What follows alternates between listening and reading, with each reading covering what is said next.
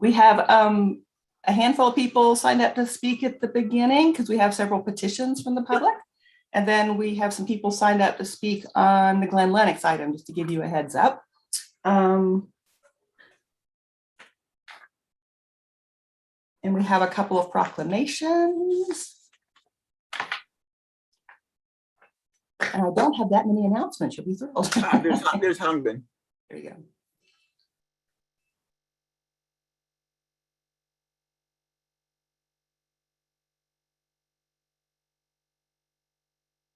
There you are. We're trying to get ready to take the picture. All right, Rand, we're all here. All right, thank you very much. I am going to take 2 photos and I will count you in. We'll wait till everybody settles. All right. Apologies for my dog. In 3, 2, 1. Okay, give me 1 moment. Okay. And we'll do that one more time. Okay. In 3, 2, 1. Great. Thank you all very much. Okay. Thank you, Rand. Thank you, everybody, for coming a few minutes early so we could do that. And we have people signing on. A friendly reminder, we do have a short closed session at the end of this meeting as well.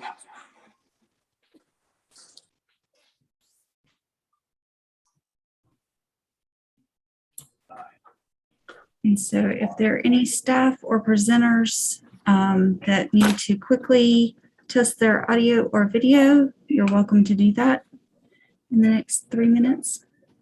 Hey, this is Wendy. I'm just testing my audio, although Dan is probably going to do the majority of the presentation.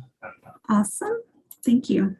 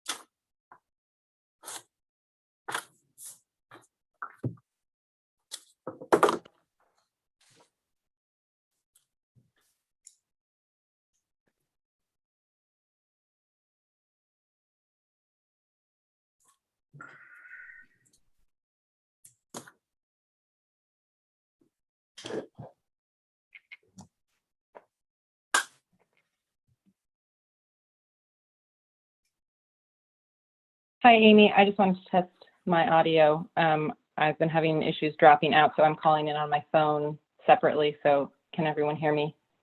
Hear you. Okay. Great. Thank you.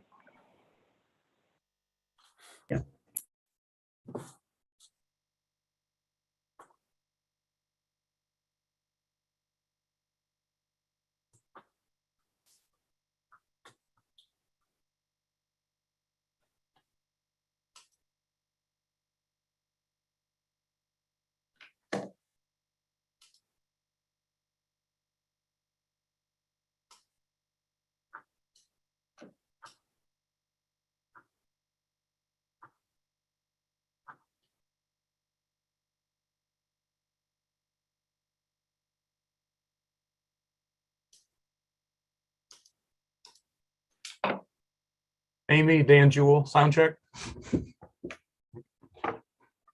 Hi, everyone. Hello. Thank you. There's Maurice. Hello.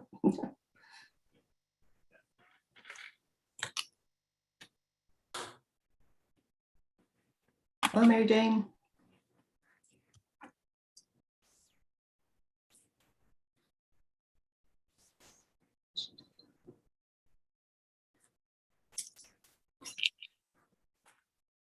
Oh, and it's 7 o'clock, Amy. Are we ready? That's right. Okay. All right. Well, good evening, everyone, and welcome to the September 22nd, 2021 Town of Chapel Hill Council meeting. We're pleased that you have joined us. We welcome folks to join us in this virtual world or on the TV or watching it later. We're glad to have your participation. On tonight's agenda, we have 6 discussion items, although I will note item number 17, the parking payment in lieu plan has been withdrawn. It will be coming back at a later date, so that one won't be on tonight. On the agenda is the semi-annual UNC campus update, and we also have Dr. Peeler with us to talk about their climate action plan, along with when we're talking later in the agenda on our climate action plan. So that's really good. We're going to consider a major modification to the Glen Lennox Development Agreement, and we have 2 legislative hearings, one on related to short-term rentals in the Blue Hill District, and the other related to the time extension for development projects. And then the concept plan will follow that. All right. For those of you joining us by Zoom, we are glad you're here. We do want to hear from you.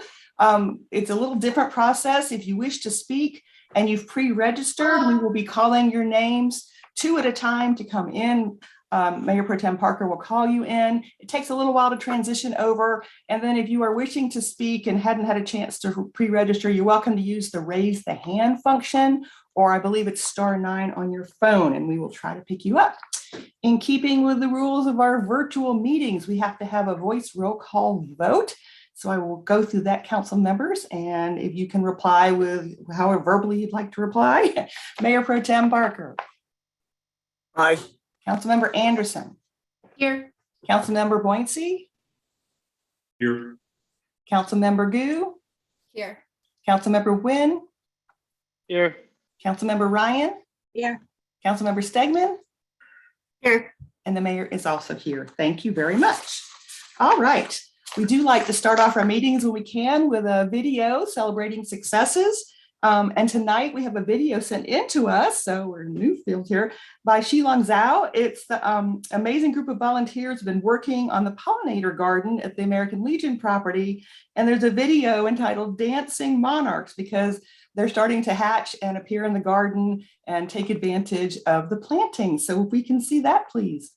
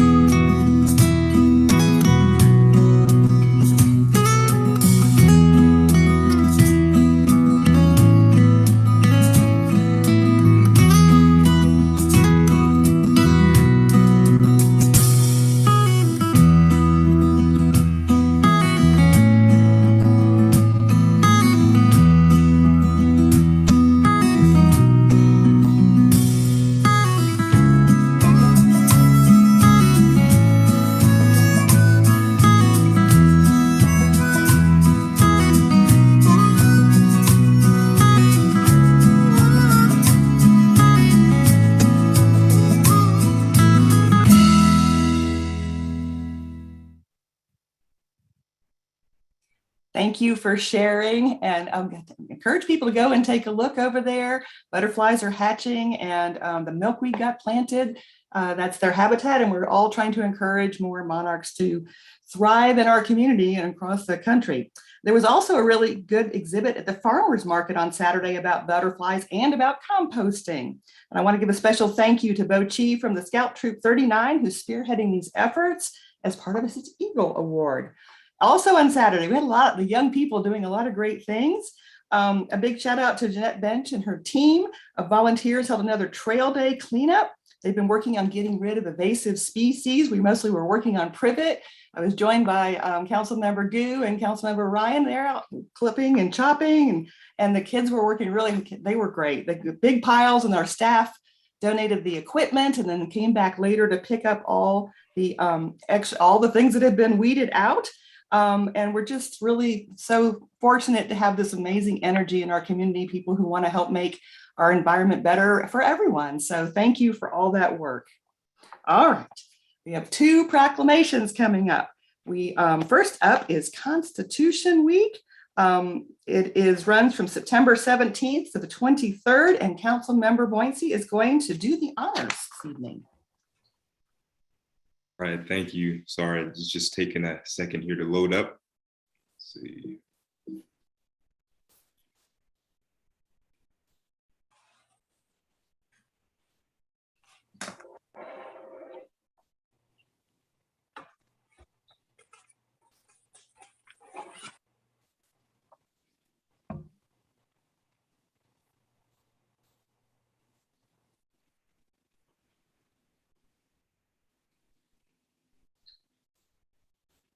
Sorry about the delay. My computer has frozen up on me. Oh, okay. Mr. Nguyen, are you ready for the next one, or Mr. Boyncey? Yeah, Mr. Nguyen can continue. I'll get this resolved by the time he finishes. Okay, so we also have the next proclamation is Hispanic Heritage Month, and we send it over to Mr. Nguyen if he could help us with reading that proclamation. It runs from September 15th to October 15th, and there's a number of things going on locally. So, Mr. Nguyen? Sure thing. Mid-September marks the anniversary of independence for many Latin American countries and is therefore a time of celebration for Hispanic communities across the United States. In that spirit, the Chapel Hill Town Council joins with communities across the country in declaring September 15th through October 15th, 2021 as Hispanic Heritage Month. In so doing, we wish to recognize all members of the Hispanic community for the integral part they have played in the history, culture, governance, and economy of our state, and also for the significant contributions they make to our community through their rich culture, traditions, and history. We encourage everyone to join in the celebrations by participating in the many events scheduled for this month at UNC, the Chapel Hill Public Library, and elsewhere. Thank you. Back to you, Mr. Boyncey. Are you ready for Constitution Week? I am ready. Good, thank you. Whereas the United States Constitution, providing the framework for the organization of the United States government, was adopted September 17th, 1787, and is the supreme law of the United States, guaranteeing its citizens fundamental liberties and equality in a free society. And whereas September 17th, 2021 marks the 234th anniversary of the adoption of the US Constitution by the Philadelphia Convention. And whereas it is fitting and proper to accord official recognition to this momentous occasion during the anniversary and further celebration of the establishment of our free and democratic society.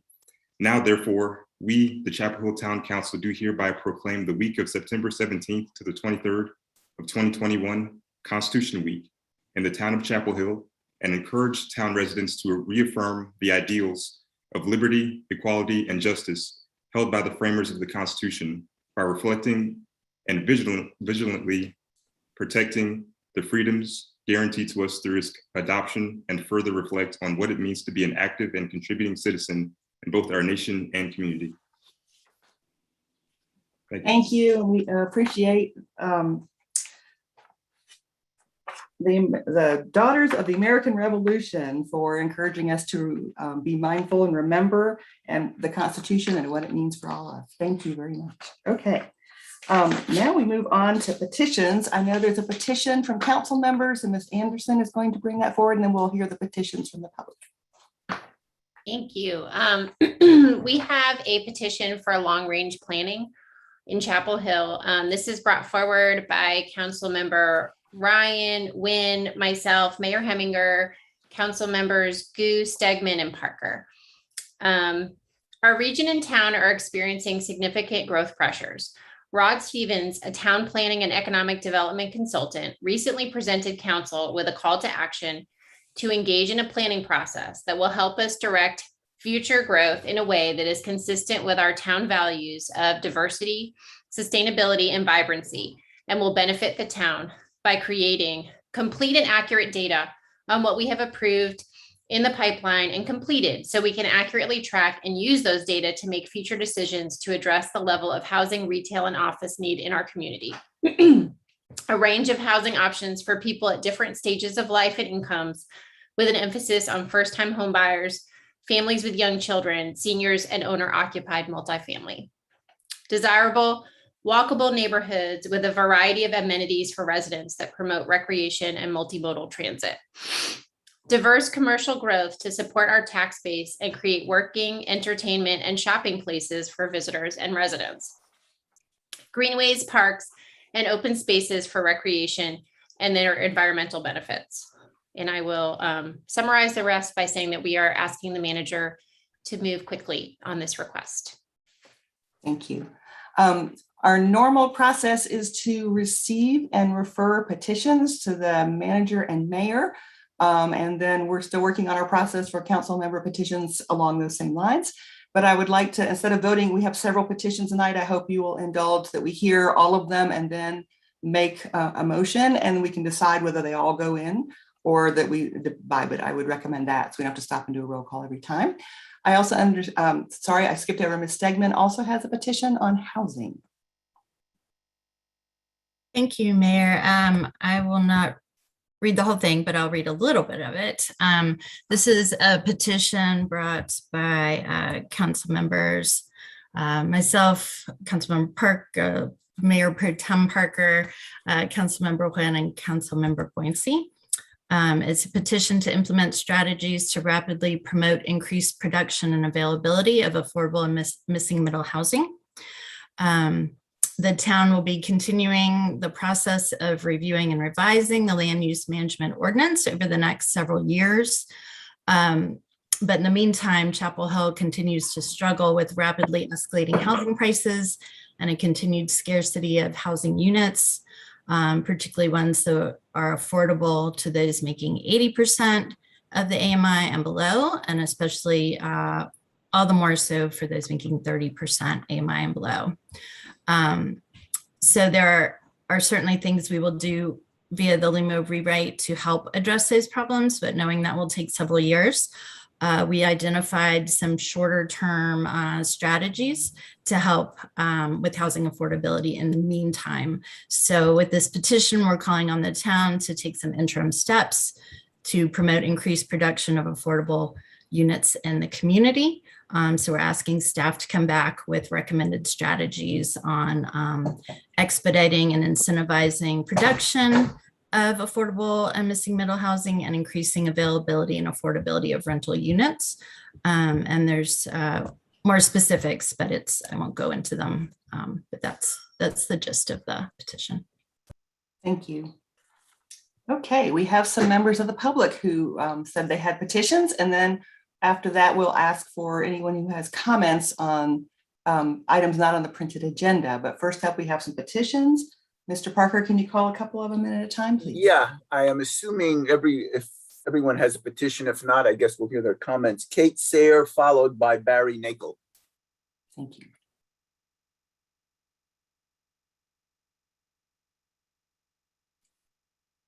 Welcome. Good. Hi, thank you so much. So first I want to thank Councilmember Anderson for supporting this petition. We are petitioning for a splash pad in Chapel Hill. And just to give you my brief elevator speech about it, this is an amenity that many of those with young families have been asking for, and many people travel outside of Chapel Hill to spend their time and their money to cool off their kids in the summer. While Chapel Hill does many things great, we don't have a whole ton of things for young families outside of pretty hot metal playgrounds that aren't honestly that interesting. So a splash pad can provide many opportunities, both for equity and affordability. We, there are many pools in town that are private. Yes, we have the A.B. Clark pool, but it is aging. So the accessibility issue for cooling people off in the summer, as we have the climate change issue, as well as COVID, we know that outdoor things for people to do is really even more important. So it doesn't seem like there's a better time. Also for the ARP funding, it would be a great thing to support our community and young families and people who live here year round and pay taxes year round. And the other thing is splash pads are accessible to people of all abilities. So a really wonderful thing is that kids don't drown in splash pads. You don't have to know how to swim to cool off. And then if children or other community members need assistive devices, these can be zero entry ways to cool off, and they can be accessible to a wide variety of people. So Councilmember Anderson and I are currently working with Parks and Rec. We are getting together a coalition of diverse voices. We don't want to speak for any members of our community or any groups, but would rather, like to hear their lived experiences. So we have meetings with extraordinary children representatives, and we're going to meet with Dolores Bailey with the empowerment and just get, see what everyone else thinks.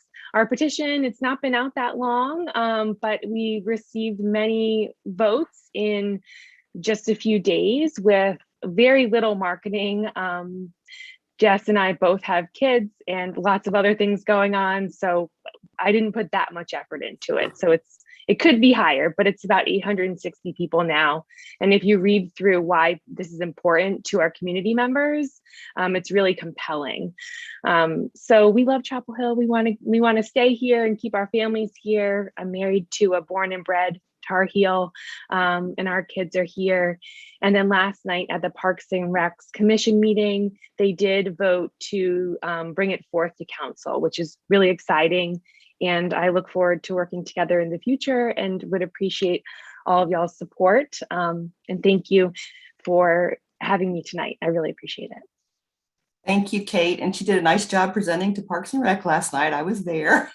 And when we saw the petition this summer, we did put a working group together that I asked Ms. Anderson to chair to delve into the details as far as how, and there was actually a field trip by our staff to learn more about splash pads around us. And this item is going to come to council at a work session in October. So Kate, we'd love to have you join us there again for that, so we can take a look at that. And then the ARP process is coming to us next week to talk about the process of getting public input. So thank you for taking those steps. Thank you so much for your support and quick movement on this. It is very appreciated by all of us. Thank you. Great. Thank you. Great job, Kate.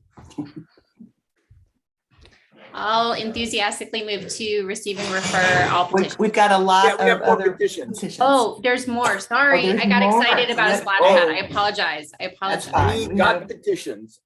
More petitions. Barry Nakel, followed by, I'm not sure if Joan Ream is with us. If not, Joan and Karen Nelson. But first, Mr. Nakel. All right, thank you very much, Mayor, council members. I appreciate your hearing us on the petition. Our petition is brought on behalf of the vast majority of residents who live on Dixie Drive and Dixie Lane in Chapel Hill. These are two streets that have the name Dixie Drive or Dixie in it. Dixie Drive runs parallel to Martin Luther King. Dixie Lane is a short street that runs between Martin Luther King and Dixie Drive. There are 24 houses that actually have addresses on Dixie Drive and 2 that actually have addresses on Dixie Lane. Of those people, 15 of those who live on Dixie Drive and 1 who lives on Dixie Lane affirmatively support this petition. There are 3 who live on Dixie Drive and 1 who lives on Dixie Lane who oppose this petition. The rest are neutral, including 2 people who were supporting when we started and have changed their votes to neutral. The reason for the change, of course, is that the name Dixie has connotations deriving from the pre-Civil War period and the Civil War period, connotations associated with the racism and slavery of the South at the time. In fact, the song Dixie was the favorite marching song of the Confederate Army, and the song Dixie was the unofficial national anthem of the Confederacy. And the name has always carried connotations of slavery and racism. And it's particularly inconsistent to have that name associated with Martin Luther King. So we are asking, by the way, there are also several houses with addresses, or one church with addresses on Dixie Drive or facing Dixie Drive or Dixie Lane that have found ways to avoid the name. For example, there are two houses on the corner of Dixie Drive and Stateside. Both take Stateside addresses. There are also several houses that have other small streets. In fact, one that's just a driveway with two houses on it, and they take addresses on that driveway, the name of that driveway, House 1 and House 2. And even the Christian Science Church, which actually is right on the corner of Dixie Drive and Dixie Lane, but has property that extends all the way to Martin Luther King, has taken an address on Martin Luther King. So we would count all of those as votes against the Dixie name on the street because they have found ways to avoid it. And we have suggestions about names to replace Dixie Drive and Dixie Lane, but our strong feelings are about losing the name Dixie. We don't feel as strongly about any of these replacement names, but for the consideration of the council, we generally suggest Dixie Drive is a fairly short street. It's intersected by 3 or 4 streets, but on the other side of a major intersection, the same street is Seminole Drive. So we recommend or suggest just changing the name of Dixie Drive to Seminole Drive, and we'd be able to keep the same numbers. It would just be Seminole Drive numbers. And of course, Seminole Drive is named after an Indian tribe.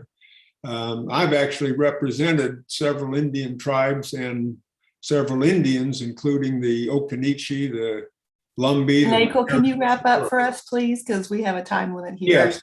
So I just want to say that we think that naming a street after a tribe or a person honors that street.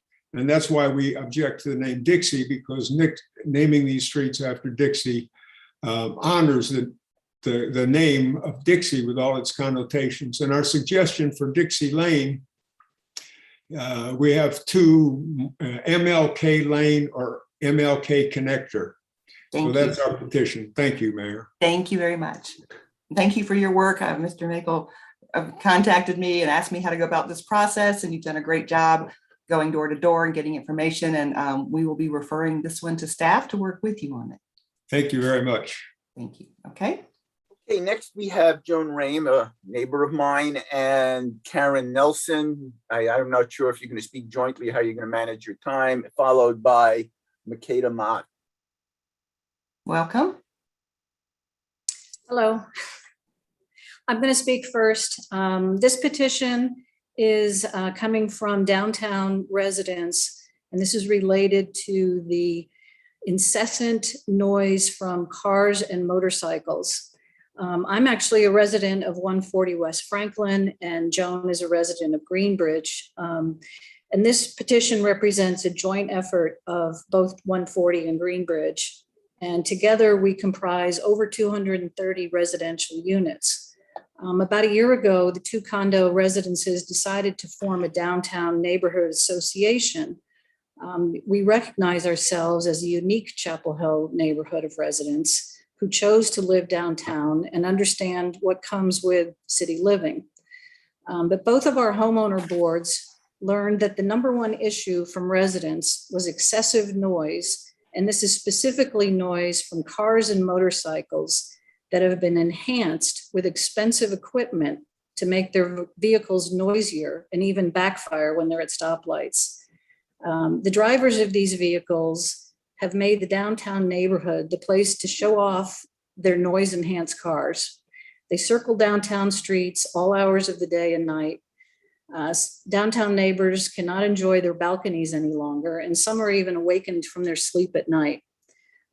This noise isn't just a nuisance, but rather it's a problem not only for we downtown residents, but we think it's also a problem for the future of downtown growth. Joan's going to take over from here. We have met with both the mayor and the police chief who have listened and made us aware of the 2 recent changes you all have made to the local noise ordinance. We applaud those efforts, and we urge you to continue to adopt changes to the ordinance that will help to address the excessive and ongoing enhanced exhaust noise from vehicles in town. Second, we also urge you to investigate available technology to provide assistance in curtailing this excessive noise problem.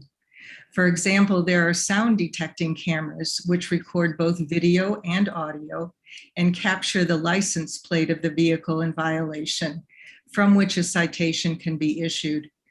In cities where this technology has been utilized, these cameras have quickly paid for themselves.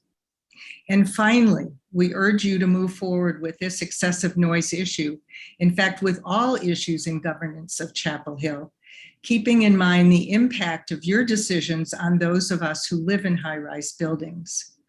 The experience of sound at street level is very different from what we experience at higher levels. As sound travels upward from the street, it becomes more intense, reverberating off of surrounding buildings and other hard surfaces. We know that Chapel Hill plans continued expansion upward, and we urge you to recognize the impact of your decisions on the people in these high-rise buildings. Thank you very much. Thank you. And I think the police chief did meet with you again, and we'll continue. And thank you for bringing the petition forward. Thank you. Okay, we have Makeda Maat followed by Rebecca Mormino.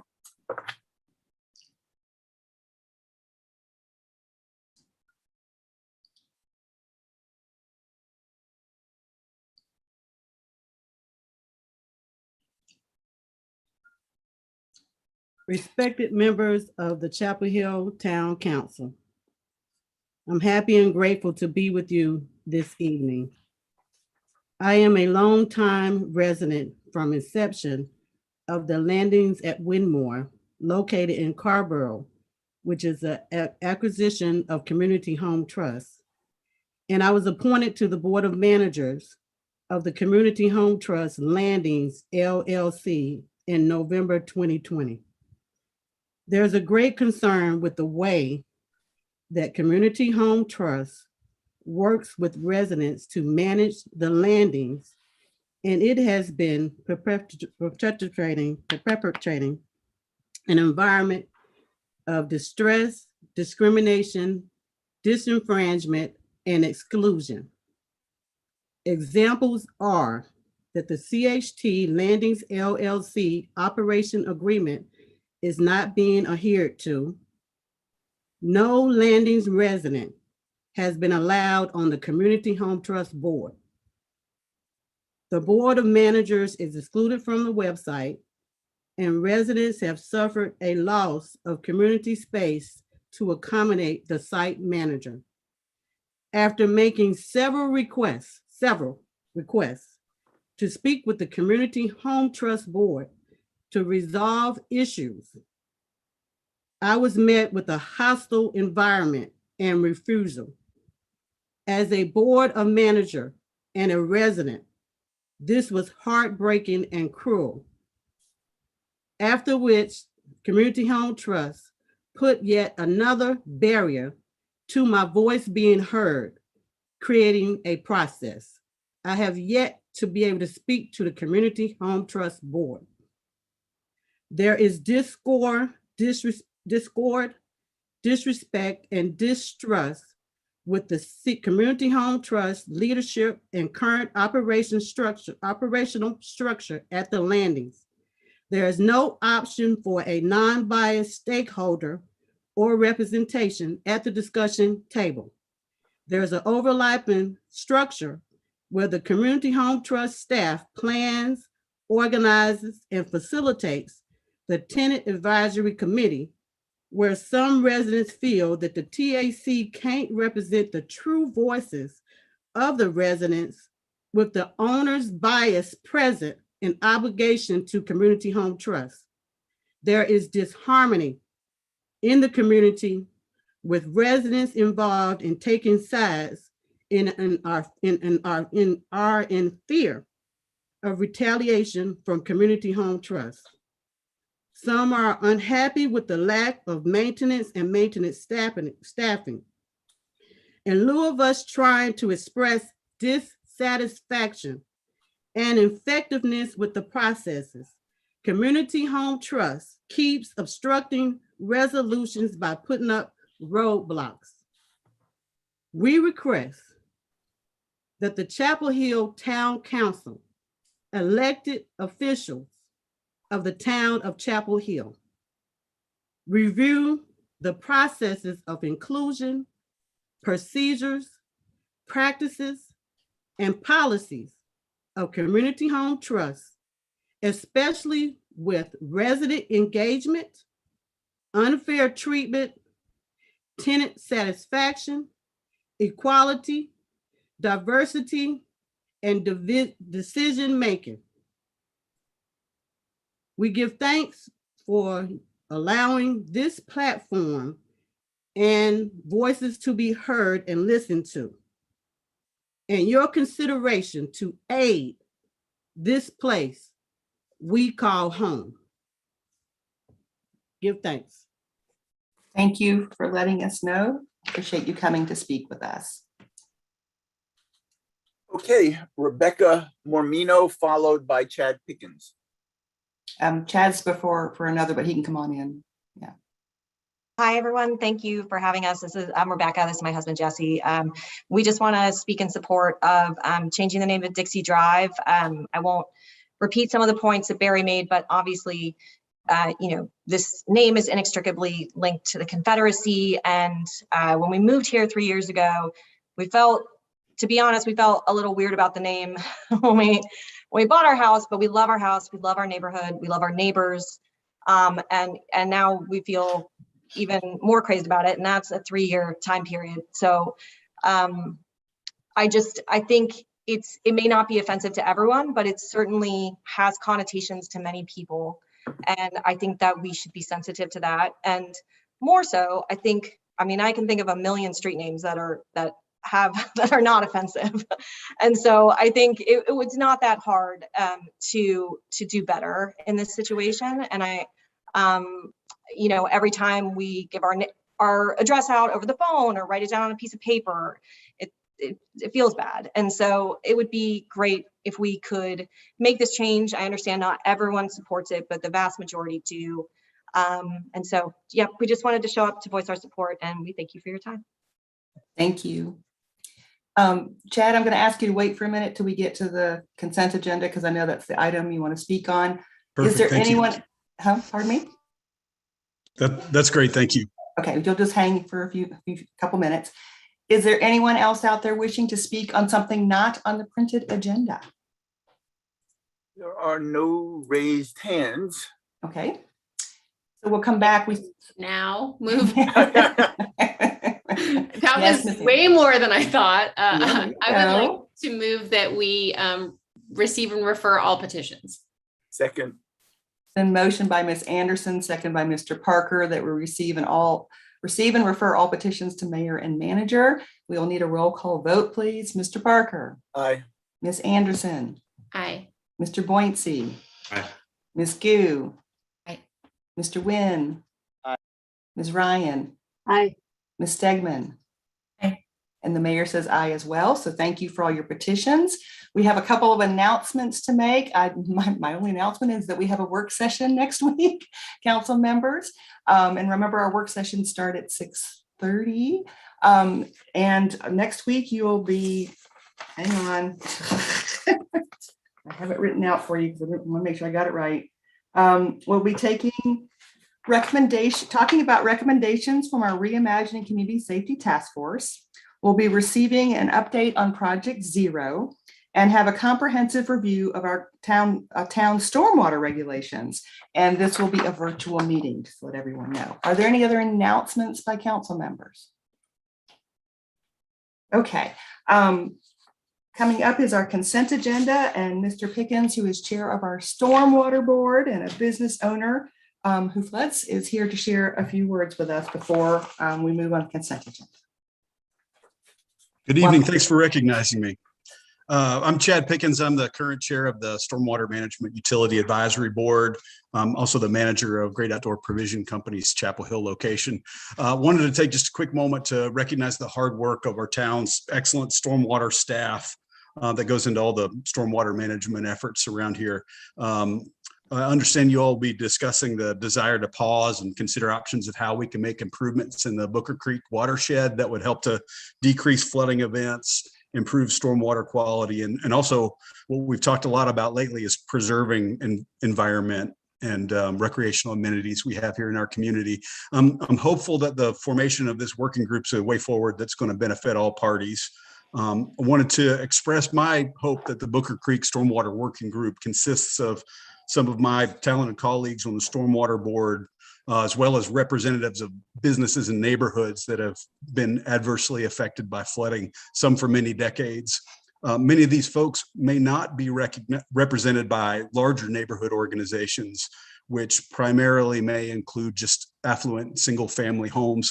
I want to make sure that all voices in our community are considered, and I know that's important to you all as well. I'm confident you share those concerns. Thank you. Thank you, Mr. Pickens.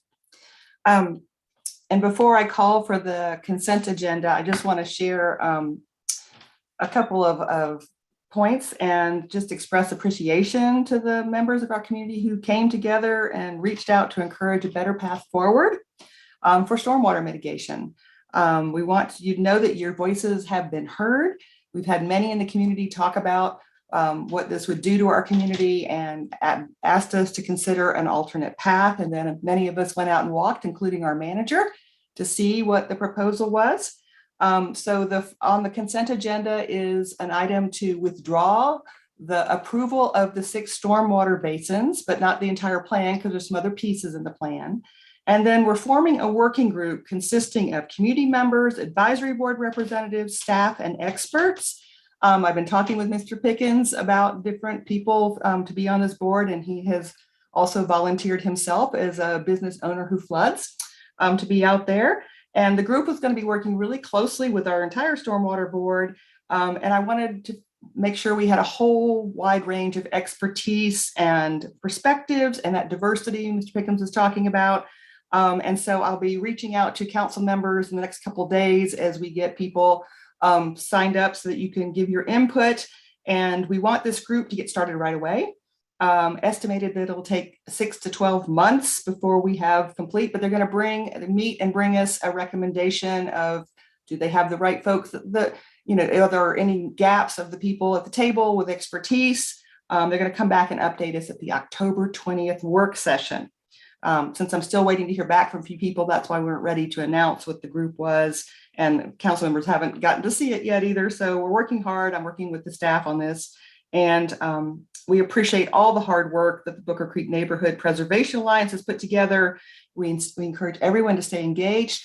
This working group meetings will be open to the public. So if you're not asked to be part of the working group, because we don't want the group to be too big, because we need them to be effective, we'll be bringing other people in as experts and community members to share their input, but it will be open for the public to attend as well.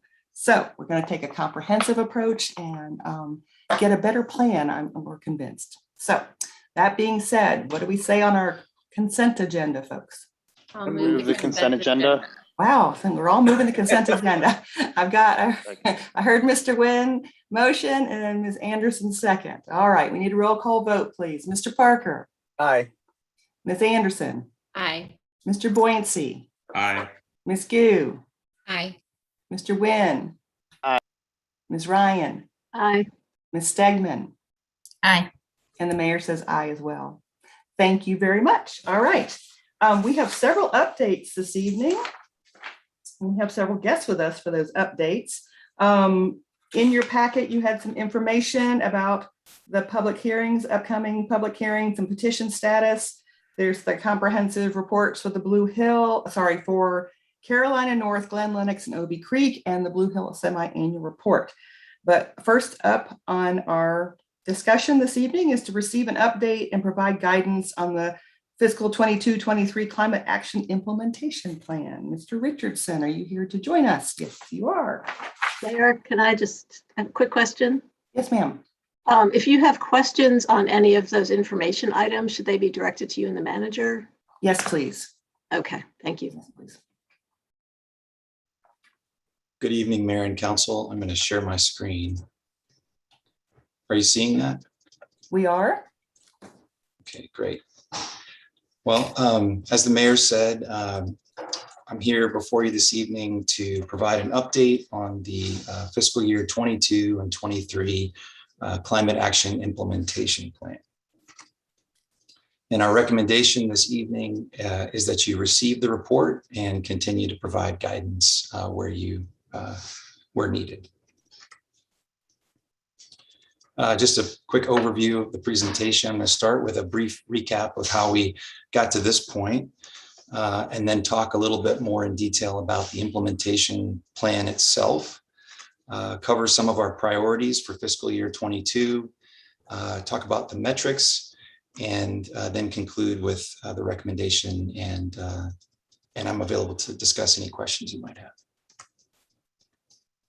So just in terms of how we got here, as the council knows very well, the Climate Action and Response Plan was adopted back in April of this year. And this is a plan that charts a course for how the town operations and community will meet our goal of reaching net zero emissions by 2050. About 2 months later, in June, the council created a new Climate Action Fund as part of the adopted fiscal year 22 budget. So in addition to other funding that supports climate action within that larger budget, this fund specifically was added as a commitment to support plan implementation. So tonight, we're here to share more details about the climate action implementation plan for this fiscal year going into next. We're also scheduled to come back to you in February to share our first climate action quarterly report, which will be built on the metrics with available data that are found within the adopted plan. And I'll talk a little bit about that later as well. As a quick refresher, these are the 4 main impact categories that were modeled as part of our work to create the climate action plan. So very quickly, greening the grid is the most impactful thing we can do. And this will have positive ripple effects on the other 3 categories. In the second category, sustainable transportation, this is about creating an electric vehicle charging station network throughout the community that helps us transition to EVs. And it also includes electrifying our own fleet. It's about bus rapid transit, as well as adding electric buses and also continuing to build out our mobility plan. The third category in the bottom left, this is around sustainable development. So the focus here is on ways of reaching carbon neutral or net zero emissions construction. But it's not just about buildings. It's also about land use planning and transportation planning that helps us achieve neighborhoods that are walkable, bikeable, and served by transit. And then finally, the fourth category in the bottom right, this is about looking at the buildings we have today and looking for ways to upgrade those, make them more energy efficient, and then where possible, also transition them to being all electric, because as the sources for the electricity on our grid gets cleaner, moving away from fossil fuels towards renewables, the energy we use in our existing buildings, if it is electricity, will help us achieve our goals as well. And again, the plan talks about resiliency as well. So it's a focus on both climate mitigation and climate adaptation. And so the key, of course, is looking for strategies that help us become more resilient, allow us to bounce back more quickly. It's all about what you see in the upper portion of that slide, reducing our recovery time, making us recover faster. And so some of the work involved with that in the near term includes green infrastructure planning, tree planting, and things of that nature. These are the four main action areas within the adopted plan. And again, just as a reminder, buildings and transportation make up 95% of our community emissions. So actions in these areas are a big focus for the next few years. All right, now I'm going to transition to a little bit more about the implementation plan itself. The plan includes priorities. It includes a listing of actions by action category. That's what you saw in your packet, those tables. And then the third piece is a more detailed set of information organized by action category. So I'm going to just focus on the first two for now, and then I'm going to come back to the priorities in a few minutes. So again, these are the four main action categories within the plan: buildings and energy, transportation and land use, water, wastewater, natural resources, and resiliency.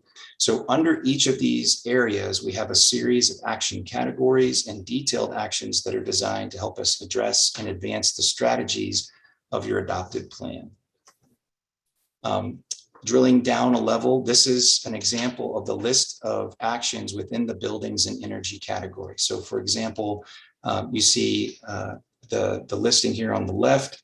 And then as we move to the right, a sense of the timing, whether it's going to be finished this fiscal year or move into the next fiscal year, the outcome that we expect for this, the budget that's reflected, the budget we have for this work, or the time that will be staff time primarily to implement it, and then a reference within the plan itself. This is far too much information here for you all to digest. I realize that, but we wanted to give you a sense of the variety of actions that are happening across the organization. And the same information appears within your packet starting on page 212. I also want to just say that these actions, several of them are well underway, as I don't think you'll be surprised to hear.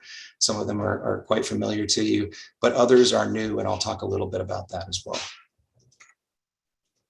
So here's a sample of the actions for transportation and land use. There are actually 2 pages for these actions, many of which focus on infrastructure projects that help us build out the town's mobility plan and also continue advancing the work on the north-south BRT corridor. Here are the actions for water, wastewater, and natural resources. And then finally, the listing for those under resiliency. So what you may be wondering is, what are some of the details behind the actions that are listed on this table, and do we have a sense of their feasibility and their impacts? The short answer is yes, in many cases we do, and that's built largely upon the work we did to put the plan together in the first place. So for example, here are some of the details behind the first action that was listed on the very first table I showed you a few seconds ago.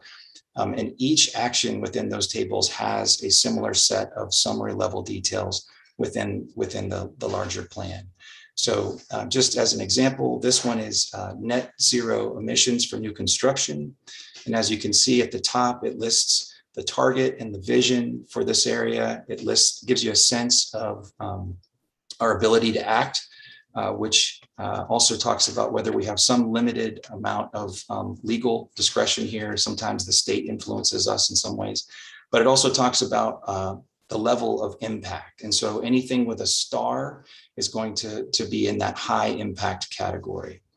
Below that, you see an example of the strategy that's coming straight out of your adopted plan, as well as the action itself, some information about who's leading it, what the estimated cost is, the desired outcome, and the next step. So again, this is just a snapshot of one of those that were listed in the table. This is another example. This is more internally focused. This is for town operations and an action that's about planning for a transition to all electric vehicles. So I didn't want to spend too much time on that, but just want to give you a sense of what's in that larger plan as it relates to the tables.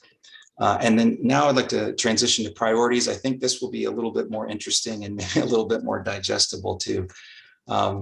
So under the buildings and energy category, the detailed implementation plan provides a listing of the priorities for all of FY22. Everything that I'm about to show you is in that high impact action category. So it's got a star next to it. I'm not going to spend a whole lot of time on each one of these, but if you have questions about them, I'm glad to talk about them. The first one is a study to determine who is experiencing energy burden. Energy burden is defined as a household or an individual that's spending more than 6% on their energy bills. So a study like this, we believe, will help inform future investment and programming to help address energy burden within our community. We're also looking this year to begin scoping 3 energy saving programs. So one is specifically targeted at homes, one is for larger buildings and larger parking lots, and then a third is around rental property. Again, I'm happy to talk about these in more detail. I want to mention that the homes program is one where we're looking to try and fill gaps, if there are gaps within our existing programming, to support weatherization locally and regionally, and to see how we might add to those programs or enhance them in some way to stretch that work and make it go farther with the resources that you all have allocated. Another example, and this project is just getting underway. As soon as we can get the contract signed, we're getting close. This is working with our utility partners to assess our public housing properties and then make energy and water upgrades where those are needed. So we've been doing this work over the last several years and have made improvements along the way. This is a nice opportunity to come back and take advantage of a free utility program and make some additional upgrades, again, where we have that opportunity. So we're pretty excited about this as well. In terms of making a big splash and looking at projects that can really help us move the needle, this one is particularly exciting for us as well. This is a study that will help us evaluate what our options are as a community for investing in utility scale renewable energy, most likely solar. And what this will do is look at the landscape of those options and provide us with some estimated benefits and costs and different scenarios to help you, the council, consider, whether there are steps you'd want to take in making such an investment. So we know communities like Charlotte, for example, have done this with the Green Source Advantage program.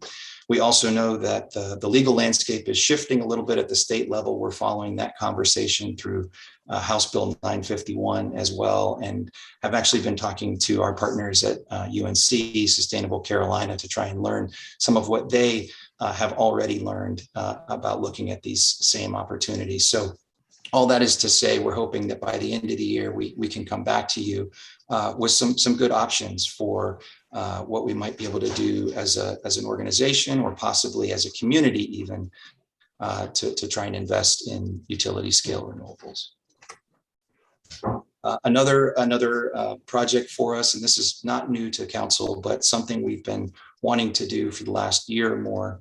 And now with the resources you've allocated, I think we'll have a good chance to do this, is upgrade your green building policy and help us come up with strategies and identify meaningful incentives that will help new construction move towards net zero design. This is something we've been talking about for a while. Our goal is to get there by 2030. So we believe this work can help us get there. And then finally, doing more of the same. You all have been advocating for clean energy policy at the state and federal level with Duke's integrated resource plan, with the regional greenhouse gas initiative.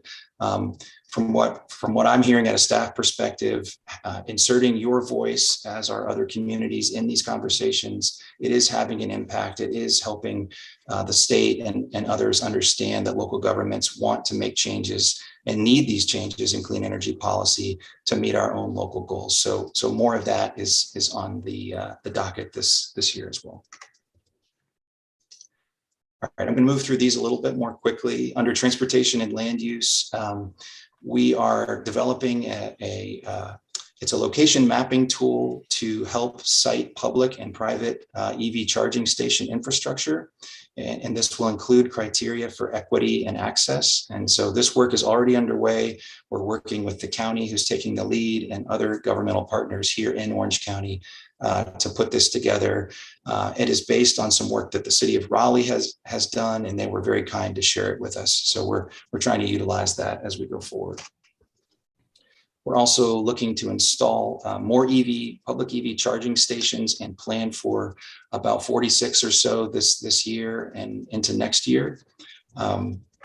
We are planning to complete 5 more mobility plan projects, which will expand walking and biking opportunities and ways to get around town other than being in a car, and also to advance 7 more of those projects and look ahead to other priorities in the mobility plan. There have been some supply chain issues and COVID-related delays, but I did speak to Brian Litchfield, our transit director, recently, and we will be receiving the 3 EV buses this fall, and we plan to get those on the road in either December or the early part of next year. We will also be ordering 7 more electric buses as well. And in coordination with that, continuing to advance the bus rapid transit planning and design. And transit, of course, is working to complete a solar and battery storage study for their facility that would support the electric bus investment. Finally, we're also working on the fleet side to develop a plan that will help us transition our fleet to being all electric.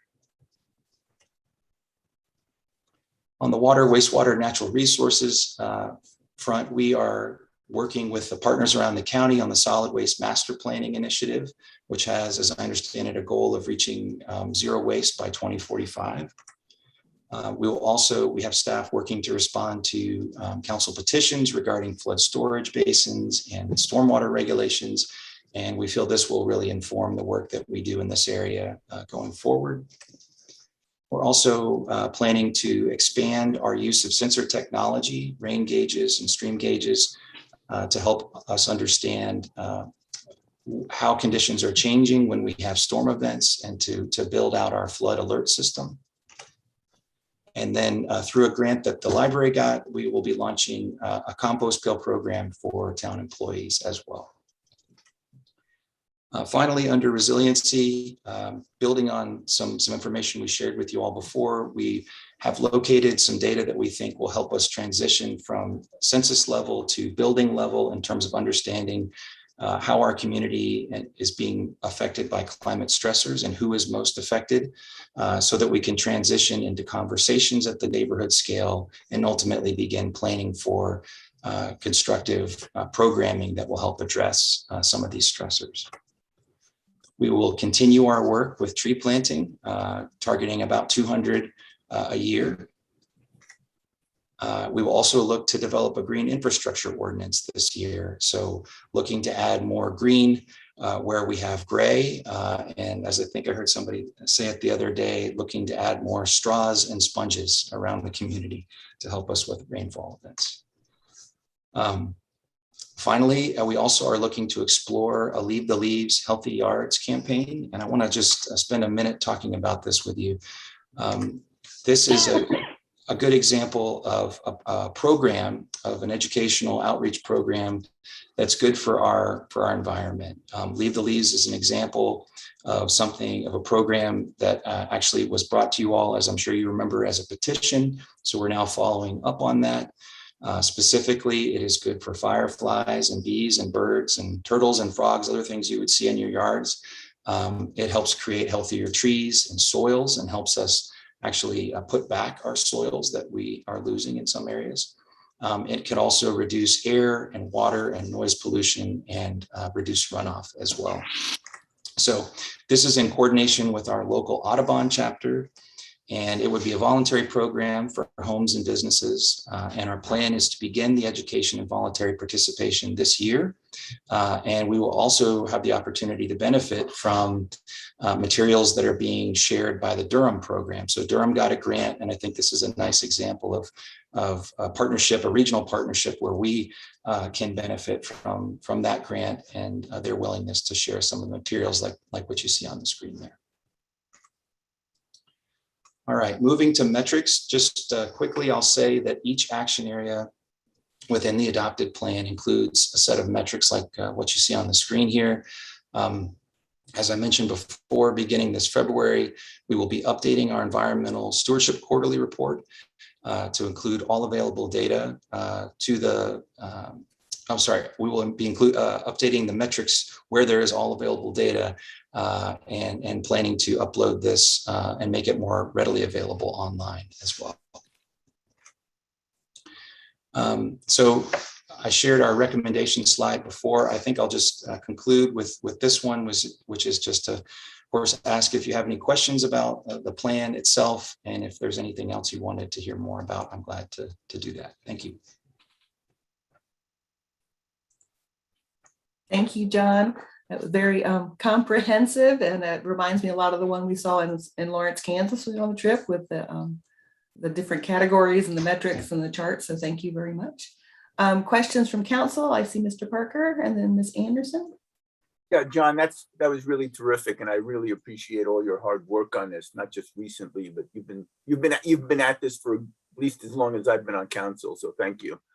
Just a quick question. Can you talk a little bit about, when I looked at that, there's an awful lot going on, and that's really encouraging. How does it line up with the funds allocated? Do we have the funds budgeted to let you do all the things you have programmed? We do. I know it's a little bit surprising in some ways to look at a list that long and to think that's true, but with a few exceptions where I think we noted that we have partial but not full funding. Everything you saw on that list, we have either budgeted through the Climate Action Fund that you allocated as part of the FY22 budget, or through other elements of the larger budget, or we've received grant awards or some kind of outside funding, but all that is accounted for. So none of those cost figures that you saw are looking forward and hoping. they are there, and so there will be some tweaks along the way, I'm sure, but yes, the funding for those items is there. And the only other thing I would say is where we may be stretched to, of course, is with time. So where you didn't see a dollar amount, there is a listing of time, and that's staff time, of course, by and large. So we've done some work to try and determine what that might look like, at least within the Office of Sustainability, and then across the different departments as well. And we're fairly confident we can move a lot of these things forward, but I'm sure we'll also learn that we need to make some adjustments along the way. So I think to answer your question, the money is largely there. Well, that's great, John. And I would add that's in the short term. We have some much bigger ticket items in the long term, which are not accounted for just yet. We'll have that discussion with council and future budget discussions. Just wanted to clarify a little bit. Thank you, Manager Jones, for inserting that. Sure. Killjoy. Sorry. Okay, Ms. Anderson and Ms. Gu. Yeah, John, this is really such excellent work. Thank you for all of this. I similarly had the thought of not just if all the money is allocated, which it sounds like in the short term, that's great. I also was wondering, given the large list, who, when you have time listed, who else is working on this with you? I understand that it's cross departmental, but I'm just wondering how this all gets done, even within the Office of Sustainability. Yeah, so one good piece of news too that I didn't share is we will be hiring a second person, hopefully in the next month, which is going to be really instrumental in helping us manage a lot of these projects that are going to be led by the Office of Sustainability. But outside of that, a lot of these projects and programs are already assigned to other staff around different departments, Public Works, Parks and Rec. I mean, you name it. The programs and the projects that we've got listed, I think in some ways they're probably also not surprising to see because you're familiar with them. And the reason they're familiar is because we've had staff working to move them along and get them to be ready for implementation. So I think what I also feel particularly good about with implementation is the fact that this really is an organization-wide effort. And I know we've been talking about wanting sustainability and climate action to work that way. I think developing this plan has really helped us kind of solidify that and make it, put it down on paper and make it clear that there are so many people doing so many things that help us move things forward in the right way. So. That's great to hear. Congratulations on doubling your person power. It still seems like a huge amount of work, but just really bravo on an excellent plan. Thank you. Ms. Gu? Yeah, well, I'm not going to repeat what my council colleague has already commented. I think that's a great plan. It has really comprehensive coverage from reducing CO2 emission to resilience plans and how we're going to prepare for the community for the increasing probabilities of stormwater and flooding. So I think it really is comprehensive and really applaud your efforts in making this happen. So for the transportation and the land use, there is this the completed Estes Drive connectivity project. Are we still talking about that goes from the MLK to so does that include the missing sections that we talked about last time? The missing section that passed Aura and then go to the next on the north side of that connectivity project? So just to make sure I understood, you're asking about the Estes Drive connectivity project? Is that what you said? Yeah. So as I understand, sections over there, and then we talked about it will be ideal if we can really connect them all the way from MLK to like library or go to Franklin Street. But there are missing sections for that connectivity project. I don't know if there is any discussion to actually fill in those gaps so that it actually like connected.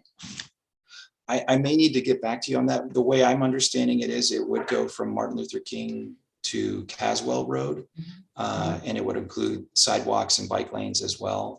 But there may be more to share. So I can also check with our transportation team about your question on the gaps. Well, I can just plan that the one gap on the Rummel property is coming forward in a proposal. So I don't think there'll be a gap anymore if the proposal goes through. So.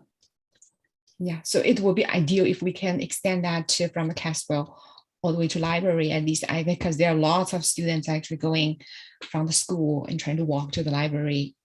And if it's not connected, I think it's just going to miss opportunity.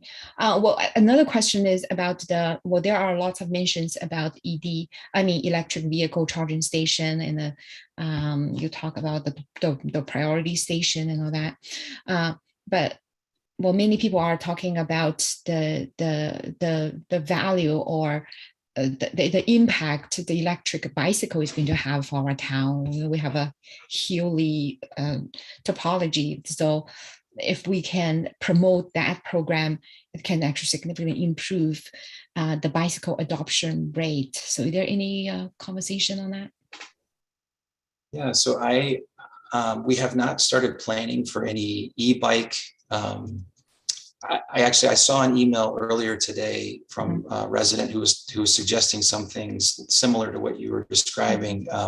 So we have not looked into that in a lot of detail, but e-mobility is part of the larger plan. So that could be something we could explore in the coming years as well, as a complement to the EVs, because I certainly understand part of the sentiment that I think I was hearing too was, the more we can reduce car traffic downtown in places like downtown and shift to smaller vehicles, like I guess we're reading a lot of European cities are trying to do as well, that can obviously be a benefit as well. So I don't have much to say on that tonight, obviously, but it's something we can add to the list for sure. Okay, thanks. Any other questions for you, Ms. Ryan? You're muted. Are you doing comments later or just questions Yeah, now? this is just clarifying questions. Okay, done. Okay. I wanted to build on the e-bike when I was looking at that, and other communities are giving out actually grants for people to get e-bikes and things like that. I think there's something to that, but also that the bike racks have to be bigger for connecting to. So I think we really need to make sure that we are looking more broadly towards the future, especially with our own parking garage going in, that we need to be able to have people dock their e-bikes there. And if we need wider bike racks, now's the time to be thinking about that. And then I was going to ask you if you ever partner with groups doing, well, I guess you're getting ready to partner. It's interesting hearing about groups getting solar grants for habitat houses and other homes as well, and wanting to make sure that we are staying in partnership and keeping up to speed with what they're doing. Because I saw the one about doing the hot water heater in our public housing and other things. I think it's great when we can leverage the dollars and the resources by partnering with some of the nonprofits that are helping do this as well. Yeah, and I would say too, that's a great example of where we may be able to help with gaps, because I know that sometimes weatherization doesn't always work because, for example, a roof needs to be replaced.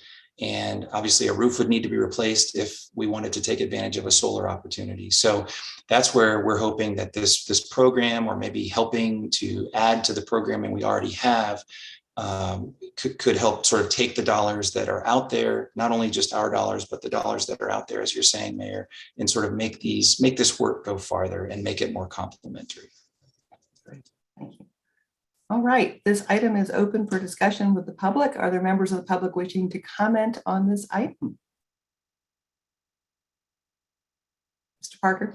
No, I don't think, nope, nobody signed up and there were no raised hands. Okay, we did get a couple of emails, and I know that you have been talking to other environmental groups, and then we're seeing other environmental groups partner together to also leverage grant monies and things like that to do all kinds of climate action. So very, very proud about that. And then I will just share with council, I got to be on NPR out of the blue yesterday talking about, I'm part of the Southeast Climate Mayors, and we sent a letter to Congress asking for federal guidelines to help improve, I guess, incentivize businesses by requiring them to do certain things. And I guess they were having trouble finding one of us to speak on it. And so I thought I was just doing an interview, and it ended up being on the radio. So that was fascinating. But there's groups across the country like this. I'm part of the Climate Mayors National Network. We have the weekly updates and calls, and then the Southeast Mayors is about 25 mayors. And so there's a lot of movement in climate action right now is what I'm trying to share. And we're trying to put a lot of pressure to get that guidance from the federal government, because I don't truly believe it's going to come from our own state legislature. So if we can get some federal guidance and cooperation and guidelines and all kinds of things. So very excited about that. Other comments, please. Ms. Ryan. And Mr. Boynsey. Yeah, again, John, just thanks for all this great hard work. We really appreciate it. In your water, wastewater, and natural resources section, you talked about the stormwater petitions and the basin work that's going on. And we had a great presentation from the community members about some of the things they're doing in Durham. So I'm hoping that we can partner with those folks and follow the leader there. But it sounds like they've got some really good programs set up. And I'm very happy to hear that you're working cross-jurisdictional on this, and that, we're all sharing our expertise. So that's wonderful. The focus of a lot of this work is on emissions, and rightly so, because that's a huge issue. But I was really glad to hear you talk about more straws and sponges. So I think that's really important. I'd like to somewhere really build in a sequestration environmental services component and a biodiversity component to all this. I think that's going to be really important. The mayor and I were at a meeting earlier this week with the New Hope Landscape Conservation Group, and they're talking about ways to they had lots of people from all over the region with lots of different expertise talking about ways to help get these sorts of things implemented. And one of the really key findings, or things that everybody was talking about, was how you actually get this into government work and into policy and into ordinance and that kind of thing. So we're really hoping we can do that and, work on mapping our corridors and for protection and preservation and moving in that direction too. Under one of your resiliency things, just I think it was just some, I think it's what you intended, but it doesn't actually state it. Can we make those native canopy trees? That would be great. Yeah, I think we may say that elsewhere. I probably didn't get it on the slide, but absolutely. As I say, I'm sure that that's what you intend. And I'm very, very excited about looking at community solar. I think that that's going to be really, really a big deal. So thank you for all your hard work and look forward to you having a staff member to help. Thank you. Mr. Boynton? Yeah, no, I just want to say, you know, my hat off to you, Mr. Richardson, for the hard work that you put into this. I really appreciate the way that you've laid out these goals, tasks with timelines, and the kind of efforts that it'll take to make them happen. So I just want to say thank you. And also this may be the last time I get to say this, but I'm so glad we've got you, you know, AKA Barry White of climate change on our side. Thank you. Thank you. Ms. Gu? Well, I just add last comments is, well, I think that probably, or at least I'm hoping it's part of the work group that we just approved and consented to address the stormwater issue. I'm hoping that for that the resilience section that we will have some sections to incorporate those green infrastructure, how we're going to implement that community-wide green infrastructure to absorb the rainwater, detain the rainwater, and delay the stormwater runoff. I think that is a very big deal. I think if we do not address that in the resilience section, we will have very expensive and destructive projects that will be necessary. So I'm hoping to include those green infrastructure, community-wide green infrastructure into our resilience plan. And just to share, Mr. Richardson's agreed to be part of the working group, and we'll have a member from the Environmental Sustainability Board as well as Stormwater Board and Parks and Rec. So work in progress. Other comments? Okay. You don't need an approval from us tonight, just an update, correct? I think you're hearing approval of getting this great work done. So, and the goal is to move fast because we have a limited window to make a huge difference. So the biggest bang for the buck and keep us moving along, please. Great. Thank you. Thank you. Okay, next up, we have a presentation from the University of North Carolina at Chapel Hill, their semi-annual campus development report. And we also have Dr. Peeler here with us to give us an update on their climate action plan as well. I think I'm going to lead us off. Great, welcome. Glad you could join us. Is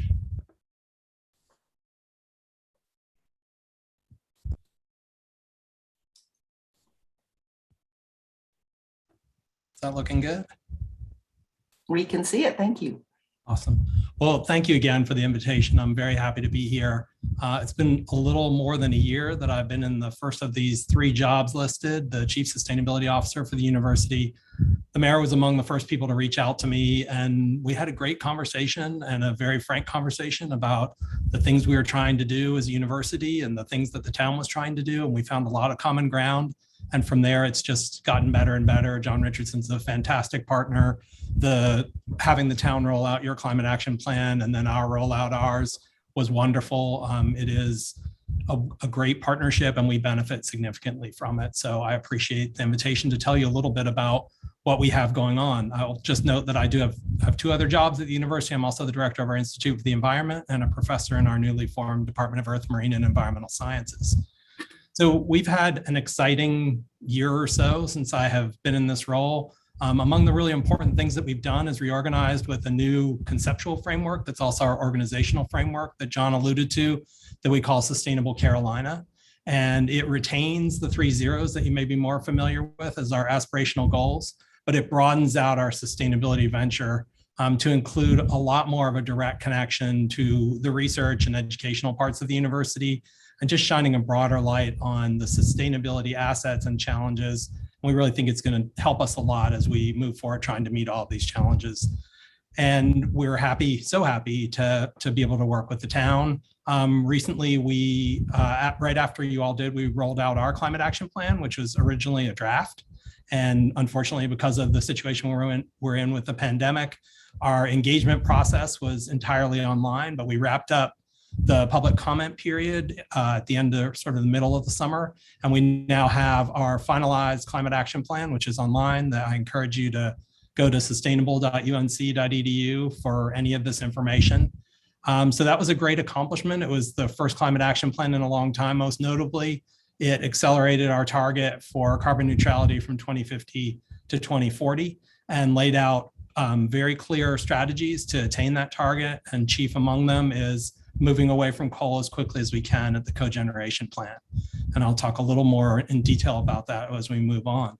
One last really exciting thing that happened is through the generosity of Hanesbrands Incorporated, we're able to stand up the Champion Sustainability Fund, which is a green revolving fund that will allow us to invest in efficiencies and sustainable practices that have some return, some financial return, and then to capture that financial return back into the fund. And so it's been really successful at a lot of universities and other organizations. And we're really excited to have that among the things that we have, the tools that we have at our disposal. So when the mayor and I spoke, and when we talk about Sustainable Carolina in general, we talk about being focused on metrics and data-driven. And so I have a pretty brief presentation tonight. I want to focus on some things that I think are of most direct interest to the town. I'm going to provide a little bit of data and some metrics, and we'll talk through where we are on a handful of important areas, talk a little bit about how the pandemic seems to be affecting us, and then maybe hint at some future work. But this will be brief, but hopefully informative and sticking with our data-driven commitment. So this is our greenhouse gas emissions for the university. So if you look across the bottom labels, you'll see that the dark blue on the bottom is stationary combustion. 94% of that is the cogeneration plant on Cameron Avenue. Following that is an orange set of sub-bars, which are our purchased electricity, the electricity that we get from Duke Energy. Just for those who may not know, the cogeneration plant's main value to the university is that it provides steam. And that steam is fed into the district energy system, which allows heating and humidification, sterilization in labs and in the hospital, and really permits the function of the lab and the hospitals. And so the steam is the part that can't be replaced easily. The electricity, there is electricity generated by the cogen plant, but it's only about 15% of the total for the university. The rest is purchased through Duke Energy. And so those are the orange bars. The gray bars are air travel. The yellow bars are commuting, and then the top is the other, which includes a whole bunch of different things that contribute not huge amounts individually, but a non-trivial amount collectively. So 2007 is when the university's first baseline was taken for its original climate action plan. I'll just say in summary that it was effective. It reduced emissions by 24%, while the university grew by 27%. And then, so if you reset here, these are the data from the first climate action plan, we'd say, and our data when we get it in 2021 will be our first set from the new plan. But the news is really good as far as overall emissions. We just put out a greenhouse gas update that was published again at sustainable.unc.edu. And what it showed is that from the 2007 baseline, we're down 40% in overall emissions. And that's great. I will qualify that by saying, if you look at some of these categories like air travel and commuting, they went down an awful lot if you look between 2019 and 2020. So some of that reduction going down by 40% is attributable to operational changes from the pandemic.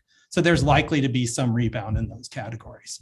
But there are categories that the effects are not attributable to the pandemic. There have been some really good interventions made by our facilities and operations folks, particularly around the cogeneration facility, that have led to some great outcomes. So I think this one is nice because it captures the whole picture. You see where we started and where we've come now. We do see 2020 looking like a great year. In a lot of ways, we believe it is. In other ways, we think it's a little bit of a product of the pandemic, and we'll be interested to see how that shakes out. One of the exciting things, of course, about being a university is that we have incredibly bright students, a couple of different classes, analyzing these data and trying to understand what are the pandemic effects, what sorts of operational changes that resulted as a result of the pandemic could perhaps be turned into things that are sustained. What about travel? What about commuting? What things changed that may be able to be practices that we keep as we go into the future. And as of course we move towards things like flex work, that's going to change again the way that a lot of these emissions look. So this to me is a nice picture. It tells a lot of this, it tells the whole story about the university's emissions. There's so many connections to the town for sure. But I know the one that a lot of people are interested in and that we're really interested in is certainly thinking about the use of coal. And so this is coal at the cogeneration plant. Our baseline is 2007. As a scientist, I would love if our baseline was 2008 because it's higher, but we're not going to do that. We're going to play the game as it took place. And we're going to show how changes occurred from the beginning of our data set, which is 2007 on our reference site. And what I can tell you is that for the past 2 years, there have been 17% reduction in the use of coal at the cogeneration plant. So this is in short tons, so this is a unit of weight. There has been a 52% reduction from 2007 to 2020. And unlike the emissions changes that I showed you in the last figure around transportation and commuting, this is not all a result of the pandemic. We only saw a 4% decrease in steam demand. And that's because the university's steam demand went down, but the hospital's steam demand went way up. So this is a result of an operational change. Restorations were made to the burners at the cogen plant that allowed it to shift fuels and shift away from coal. So this is part of a concerted effort to allow us to move away from coal as quickly as possible. We hear a lot of people saying that they want a specific timeline. They want to know exactly how it's going to happen.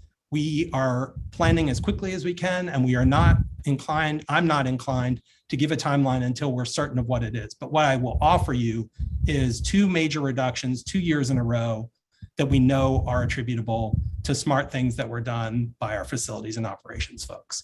So this is something we are deeply committed to. We all want to move away from coal as quickly as we can. And I hope that this is something that shows you we are not only talking the talk, but we are walking the walk in this regard.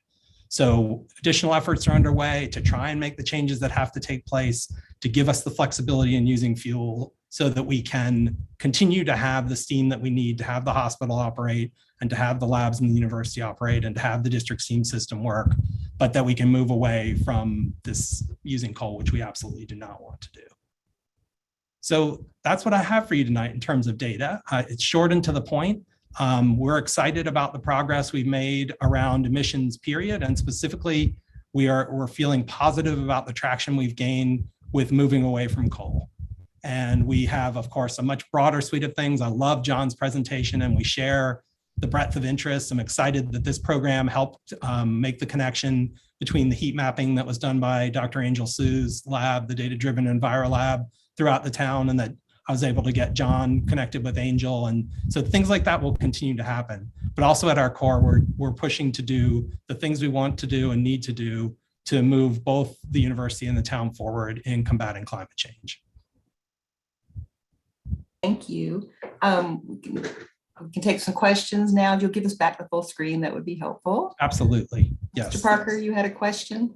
Yeah, just thank you, Dr. Peeler. This was really terrific, and I really commend all the work that UNC has been doing. And I know that nationally, UNC is regarded as a leader in this area, so we really appreciate your hard work.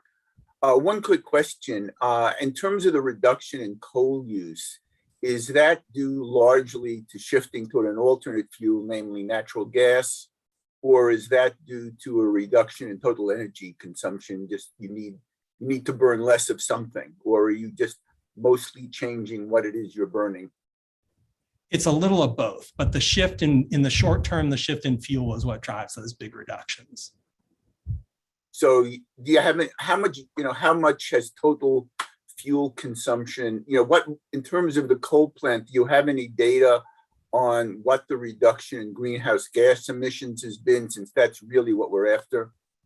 Yeah, absolutely. That first figure, the blue bars, that's the emissions. So that has also been reduced significantly. Great, thank you. Absolutely. And I have a million graphs that I'd be happy to share with you. I felt like this was a little overwhelming, but we have a wonderful data set that we're very happy to talk about at any time.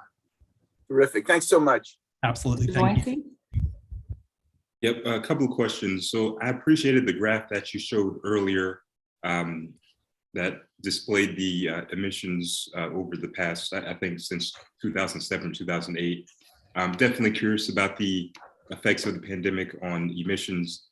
Do you have a sense of how 2021 is looking so far with respect to emissions? So we don't. Though the data, there's a little bit of delay in some of the data that we get, but we have a sense just in terms of what we know about the way the operations are going, that we think probably that commuting and air travel will rebound to some extent. But I think we all know that commuting has changed some. This is another area where the data, I don't want to say reliability, but the quality of the data is a little bit variable because, for example, commuting relies on information from a survey about how people commute and then extrapolating that to the whole population of the university. And I think you could imagine, especially with pandemic effects, that those could be uneven. And so it may be, those data may be a little bit less robust than some of the others. But that's one of the things those student groups are looking at, are new sources of data, not just relying on that survey, perhaps looking for direct information about occupancy within parking lots, perhaps going as far as looking at people's commuting distances as a data point rather than something that's just reported from a subset in the survey. Got it. Thank you. And then my last question was just going to be, with respect to the recent trends, especially in the past couple of years, in terms of the coal plant and its use. Maybe it's too early to ask this, but do you have a sense, I guess, based off those recent trends, when we could see kind of a permanent, weaning off the coal power, closure of the coal plant? Do you have any sense of that at this point? So I think the answer is soon. And by that, I mean, in the scale of the whole climate action plan, we talk about 2040 for carbon neutrality. We will be able to move away from coal much sooner than that. The challenges are that we need to have a new fuel that the cogen plant can burn instead of using some coal. And we also need to have a supply of that new fuel that's reliable and sufficient, because we need to have resilience in the system, because we're, of course, running the hospital and all the labs that are so sensitive. So I would say in the scale of years, rather soon is the hope. I'm just loath to say anything really specific because we just don't know exactly, but I can tell you we are working as hard as we can to make it as quick as possible. Thank you. Ms. Gu? Yeah, well, I see that in your chart, there is a section for commuter. I know that UNC had, at least in the past, they do regular surveys on mobility, or is that called UNC? I think it's called UNC commuter, UNC commuter survey. So that it was done regularly, like every 2 years. And I think the most recent one is 2019. So you have that data that shows that, at least since I think the data set starting from 2001, but that the percentage of people driving actually is not really improved over the years. It's very stable at around 70%. And the percent of people riding bicycles it's also very flat. It's like 3%. Is there any conversation at UNC and say how we're going to shift that dynamic? How we're going to encourage more students or faculties, or just shifting them have engaged in this commuter mode shift? Yeah, absolutely. I will say that that's not an area where I've had, in the relatively short time I've been doing this job, where I've had a ton of experience. I've spoken a lot with our transportation folks, and I know that they've had some effective programs in the past. Some of the things you've talked about tonight with the challenges to bikes, just the hilly area. I will say I have an e-bike, they're great. So just had that in. But I do think that it's an area where we're looking and where we need to look for sure. Because as you say, the use of cars has been steady. If anything, there might've been a tiny uptick as we move forward in time in terms of commute length. Okay, yeah, well, I'm really interested in having that conversation because it seems like there's a huge potential on campus, both for the students and for faculty that they are interested in actually to engage this more healthy, low carbon transportation. I'm just trying to and I think that is an area that the town and the university actually have a lot of potential to collaborate, and it actually have to collaborate in order to make that happen, because UNC cannot just promote the alternative mode of transportation without the town providing that safe bike lanes and all those facilities. So I think that is an area, and actually I see huge potential for the town and the university to work together. Absolutely. No, I think you're exactly right. Okay. We have a whole rest of the UNC presentation, but I don't know if there's anyone that wanted to ask Dr. Peeler from the public any questions.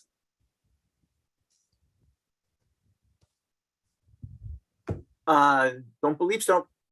Well, thank you. We have your presentation to share out with folks as well. So I think that's going to be very helpful, as people are always asking us what's going on with UNC interview, working with UNC. And we do appreciate your collaboration with us. I know John enjoys it as well. And the summits you hold are fabulous. So we look forward to more of those cooperations and partnerships. Thank you very much. Absolutely. Thank you all so much again. Have a good evening. Thank you. Mr. Yaski, are you here with us? I saw you earlier. Where'd you go? There you are. Here. Welcome. I'm here. Thanks for joining us. And I will share my screen. Okay, you can hear me and see my screen? Yes, okay. we can. Thank you. Great. So good evening, everyone. Evan Yaski, Executive Director for Facilities Planning and Design at UNC. I've spoken several times to council to give this semi-annual update on our capital projects program. So my computer will cooperate. This is the agenda. There was a report submitted that had this similar information. The major projects completed, projects in construction and in design. So the project completed is sort of a smaller subset than usual. A lot of that has to do with what happened in spring of 2020 when we put a bunch of major projects on hold. So those coming through the pipeline to complete at this point is slimmer. So we put on 2 projects just to show that we are still doing work on campus and completing that, but these are not, I would say, major impact projects. One, they're both interior projects, but they're important for the functioning of our campus. A little more interest in the category of projects that are in construction. So I'll talk very briefly about 5 of these projects that are shown here. The first one is the Curtis Media Center, which is the only one of this group that is north of South Road. We have shown this previously, and it's actually very close to completion now. That image on the left is a little bit older by now, but we are hoping to wrap this project up later this spring for our School of Journalism and Media. The next project, our medical education building. Again, we've shown this several times on our reports because it's a very major project for our School of Medicine. It took, I would say, about a year to do all the underground work, very complicated set of utility and foundation work on this project. But, and again, since this photo is taken, we've gone even further vertical. We're about 5 stories on the steel frame now, so that's very exciting. Over in the sort of southeastern part of the campus, just sort of southeast of the football stadium, is a project to build a central generation plant for the hospital.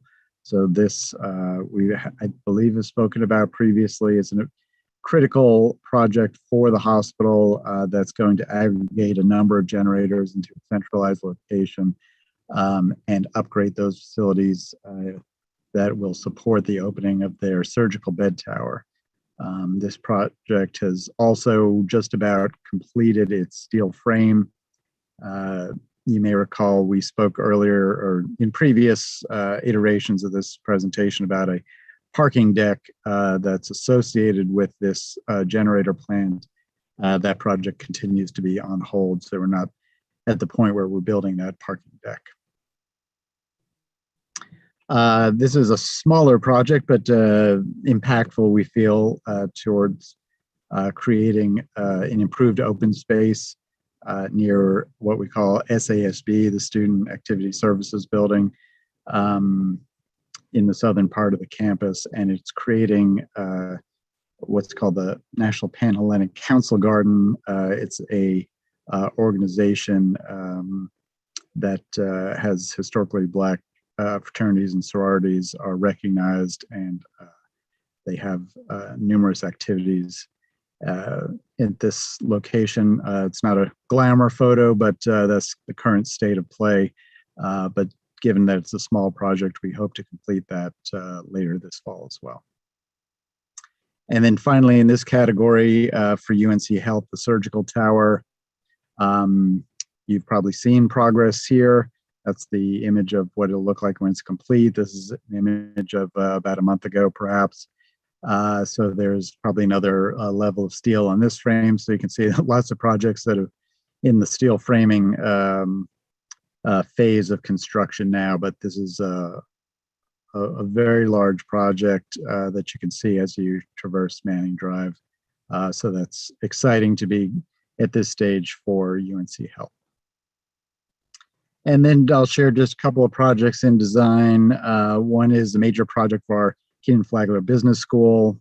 I don't have a great image yet, but next time I think I'll be able to share a little bit more of what this project's going to look like. It's about 140,000 new square feet plus a lot of renovation into that building that you see there, which is the McCall building. The new building will be adjacent and kind of connect to the McCall building. A very exciting large project for the business school. And then another project that we've also shown before, and it's been stalled for a number of reasons, many having to do with things like market conditions, supply chain, and insurance issues with a contractor. But I'm happy to report that this project will very, very soon be in construction. So this is the solar and energy storage project, solar demonstration site at the Carolina North, the location of the former Harris-Williams Airport. So these two projects in design that I'm sharing tonight are very related to the conversation we were just having about climate action.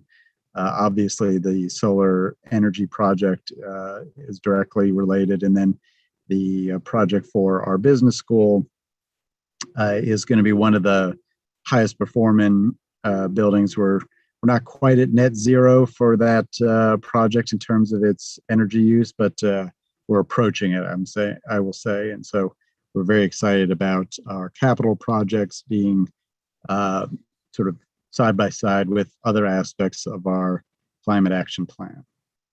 And I believe that is the last slide that I have to share with you. Happy to answer any questions that you might have. I will stop sharing. Thank you very much. Are there questions from council? I think you covered it pretty well. You haven't been busy at all, we can tell. Just sort of. All right. Well, thank you. Are there any members of the public wishing to ask questions or make comments on? There are not. Okay. Well, thank you again for joining us. We always appreciate the updates so that we get a better feel for what's going on. And again, partnerships and keeping each other in communication helps all of our community together. Thank you. Great. Have a good evening. You too. Thank you. Okay. That brings us to item number 14. Consider an application for a major modification to the development agreement of the Glen Lennox Height. Welcome, Anya. Good evening. Anya, can never do that. I always mean to get it right. I'm sorry. It's all right. You can blame my parents. So good evening, Mayor and Council. I'm Anya Gran with the Chapel Hill Planning Department. The item before you this evening is a major modification to the Glen Lennox Development Agreement. And it would be, they're proposing to add additional height. Just as a reminder, the project is located just east of Fordham Boulevard and north of Raleigh Road. You can kind of see this grid pattern here where my mouse is, and that's the Oakwood neighborhood. And so the additional height would be proposed on blocks that are along Raleigh Road here. So the recommendation before you tonight is to open the public hearing, and then you can either choose to close the public hearing tonight and take action, or continue the public hearing to October 13th. You are no longer under a statutory requirement to allow public comment for up to 24 hours after closing the public hearing. And then any action you would take on this item to approve it would include adopting the resolution of consistency and enacting ordinance 8. So here's where we are in the modification process. Back on September 7th, staff made a report to the Planning Commission summarizing this proposal. The Planning Commission has provided a recommendation for council to approve it. And then we are here tonight before Town Council for your review and action. Just to briefly summarize what the applicant's also going to share with you, but the applicant is requesting to add additional height to blocks 4A, 9B, and then 9C. And as you can see in the chart here, 1 story of height would be added to the buildings at 4A and 9C, with an additional 2 stories being proposed along 9B. And the purpose of this is really to provide additional height and density to support this retail and then a green space that'll be located around the center square here in 9D. So back in 2014, the town council at that time had approved the development agreement. And in regard to height, the development agreement provided this, it looks like a heat map, but it shows you the allowed heights within the Glen Lennox development agreement. And as you can see, a lot of the height here is concentrated along Fordham Boulevard and Lanark Road. And the idea was that the height was going to be stepping down and transitioning as it approached the Oakwood neighborhood to the east. In March of this year, the Grubb Properties, the applicant had shared their intent for making a modification to the DA and explained that they were studying transitioning the height and pushing it further west towards Fordham Boulevard. And at that time, the town council stated their support for placemaking. There was also a request that as uses and the road networks changed, that the applicant provided updated traffic studies. There was interest in understanding connections to downtown, the adjoining neighborhoods, as well as UNC, and maintaining the green feel of the Glen Lennox neighborhood. There's also some interest in learning more about how the increased height would impact the number of units and floor area. So on September 2nd, we had a public information meeting. And at that time, the applicant had also included proposing additional heights here along block 3, which was adjacent to the Oakwood neighborhood. And, we heard from the Oakwood neighborhood that there were some concerns about the additional height being adjacent to them. This proposal was then taken to the Planning Commission earlier this month, and they requested that there be more green space and less parking spaces in Glen Lennox. And so based on the feedback that the applicant had heard from the Oakwood neighborhood, they've actually eliminated their request for additional height on block 3. And so their request, like I stated before, is for block 4 and then block 9.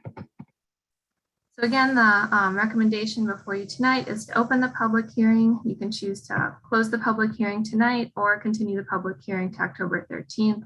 And then any action would be to adopt the resolution of consistency and enact ordinance A. And I can answer any questions you might have. Otherwise, the applicant, Joe Dye, is also here and willing to make a presentation. Thank you. Thank you, Anya. Can we hear from the applicant first before we ask questions, please? And we can ask them all together. Thank you. Welcome, Joe.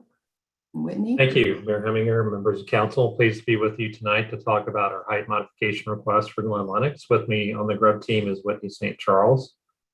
And I will share my screen and try to be as succinct as possible. Can everyone see my screen? Yes, we can see it. Great, thank you. So we're here again to talk about Glen Lennox. It's for us an enduring vision. We view it as being community builders, setting out to build a neighborhood that is nostalgic yet forward thinking. We believe design focused on vibrant outdoor gathering spaces will allow us to embrace and emphasize what makes Glen Lennox special. Our three guiding principles at Glen Lennox are character, culture, and community. I think you all have heard me say that before. We're focused on the natural beauty of Glen Lennox and the surrounding Chapel Hill community. A walkable and bikeable community. This is where a lot of our discussions about Copenhagenize come in, building that pedestrian and bicycle infrastructure.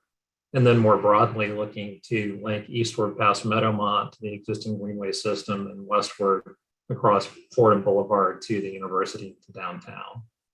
And then our shared heritage to continue our tradition of a collegial and aspiring atmosphere. So we like to think we started that with a holistic approach to phase one. I'll just go this quickly. That was the Link Linden community that delivered late last year and early this year in 2021. And the Gwendolyn office building that delivered about second quarter of this year. So starting that holistic approach, we actually built the Gwendolyn a story under the allowed height limit, but really looking at the whole block and how do we transition and focus on the balance of height on these buildings, and then transitioning the Link Linden community down toward Brandon Road, preserving some of the trees and open space, and scaling to this particular area. So over the last 18 months, we've really focused on what we're here to talk to you all about tonight, which is this lower 18-acre mixed-use core as envisioned by the development agreement. So quickly to orient you, this is Monarch Road in the top left of the screen. This is Berkeley Road. So the plan envisions those roads connecting in the future. On the east, you have the Oakwood community. South is Raleigh Road or NC 54. And the main road through the middle here is Hamilton Road. And you did a great job kind of overviewing the request. The idea from the plan is here to have residential. This would be another Link community. This would be a Link community with ground floor retail. This would be office over retail with shared parking with this office here on block 9C, also office over retail, and then some ground floor retail. And this is the area we had under review after receiving feedback from the public information meeting. We also had a community meeting last Thursday with our Glen Lennox residents and others in the immediately surrounding community and area that might not have made the public information meeting back on the 7th. So for context of the request, in 2014, the town adopted the development agreement, which serves as a framework governing the land use, public infrastructure, and amenities. As we proceed toward this next phase of development, we are requesting a modification to the allowable development height in order to achieve a successful mixed-use core envisioned by the development agreement. The request shift is intended to promote a balance over the mixed-use district with a specific focus on respecting the downward transition of density toward the eastern edge with the Oakwood community and establishing a network of open green spaces. So we looked at the development agreement for those guiding principles. The key one that we're here to talk to you about tonight is transition and varying density and heights. So again, that's shifting the density around the mixed use core, respecting that transition to Oakwood, as I just said, and then the height limits, increasing the heights on specifically blocks 9B, 9C, and 4, which we can talk about more here in a minute. Other important principles we took under consideration were preserving the street network, that's establishing the street grid within the commercial core to enhance pedestrian and bicycle safety. What the Copenhagenize folks call transit equity. It's giving equal footing to a pedestrian, a bicyclist, or a car is really a long-term goal. And that many you've heard Clay Grubb, our CEO, say before, our goal is by 2030, our BHAG, our big hairy audacious goal is to have 50% of commutes in and out of Glen Lennox by means other than a car by that 2030 mark. So this is intended to achieve that outcome. In the big bold here in the middle, something that is part of the balance of trading some height for really maximizing the green space. So the planned green space area is the central community green. That is a feature called for in the development agreement, the multimodal transit node that will be on 54 and the greenway on the eastern edge between Glen Lennox and the Oakwood neighborhood comprises a little over 2 acres of green area for that southern 18 acres. So that's over a half an acre more than required by the development agreement over the entirety of Glen Lennox's 70 acres. So it was important for us, like we started with phase 1, to preserve some open spaces here. And that was a big focus for us here in this 18-acre mixed-use core, is to maximize that where possible.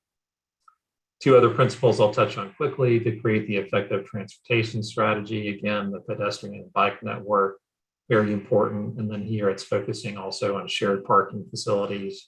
So that's like we did with phase 1, and we have around the core areas sharing parking between the commercial, retail and office, and the Lincoln residential communities. And then finally, encouraging community sustainability, obviously been a big focus of the discussion tonight. All of our commercial buildings are built to a minimum LEED certified standard. And all of our linked communities are a green building standard. And forgive me, I forget the exact name of it, but it's the appropriate green standard for multifamily construction. And then specific to this 18-acre mixed use core, we paid a lot of attention to stormwater management. That's underground detention and permeable pavement where possible. So touching on the greenway and greenscapes, again, it's looking at that green space area and really in a broader view. And I think we've talked to you all before, and I think staff's done a great job with some long range planning on linking the overall transportation and mobility plan. So our near term goals are to link the Meadowmont Greenway system that stops at Burning Tree today, west to the eastern edge of Glen Lennox that would come through the community as envisioned by the development agreement. We've completed the Glen Lennox Drive intersection with Fordham Boulevard that creates a signal where it allows pedestrians and bicyclists to cross safely across Fordham Boulevard. And then linking to the west, ultimately, our long-term goal is to do that, to link folks to the university and downtown, truly linking east and west through Glen Lennox. The center picture here is what that community green space in the center might look like. And then the image here was a rendering image, just looking at the bicycle facilities that are integrated with the internal street network of Glen Lennox. So I know Anya touched on this earlier. There was a little bit of a flop on these 2 areas, but quickly, this is the heat map that is part of the current development agreement. So these colors indicate stories of allowable height. And this is how we're distributing that height around the mixed use core. So as Anya pointed out, we based on great community feedback we got in the public information meeting from our resident meeting, we're not asking for any variance on the block 3 area you see here on the east. And that's really then a focus on distributing that height around the mixed use core and maximizing that green space. So that's an additional story here on block 4. We're actually 1 story under the limit on block 9A, asking for 2 additional stories of height on block 9B, and then 1 additional story from 4 to 5 on block 9C. So this is just that as another image updating the heat map. What does that look like? Again, block 3 remains unchanged, and it's distributing that density around the community green and preserving that open space. So one of the questions that came up from you all and Planning Commission asked some really good questions around this as well is what does that mean for the overall density?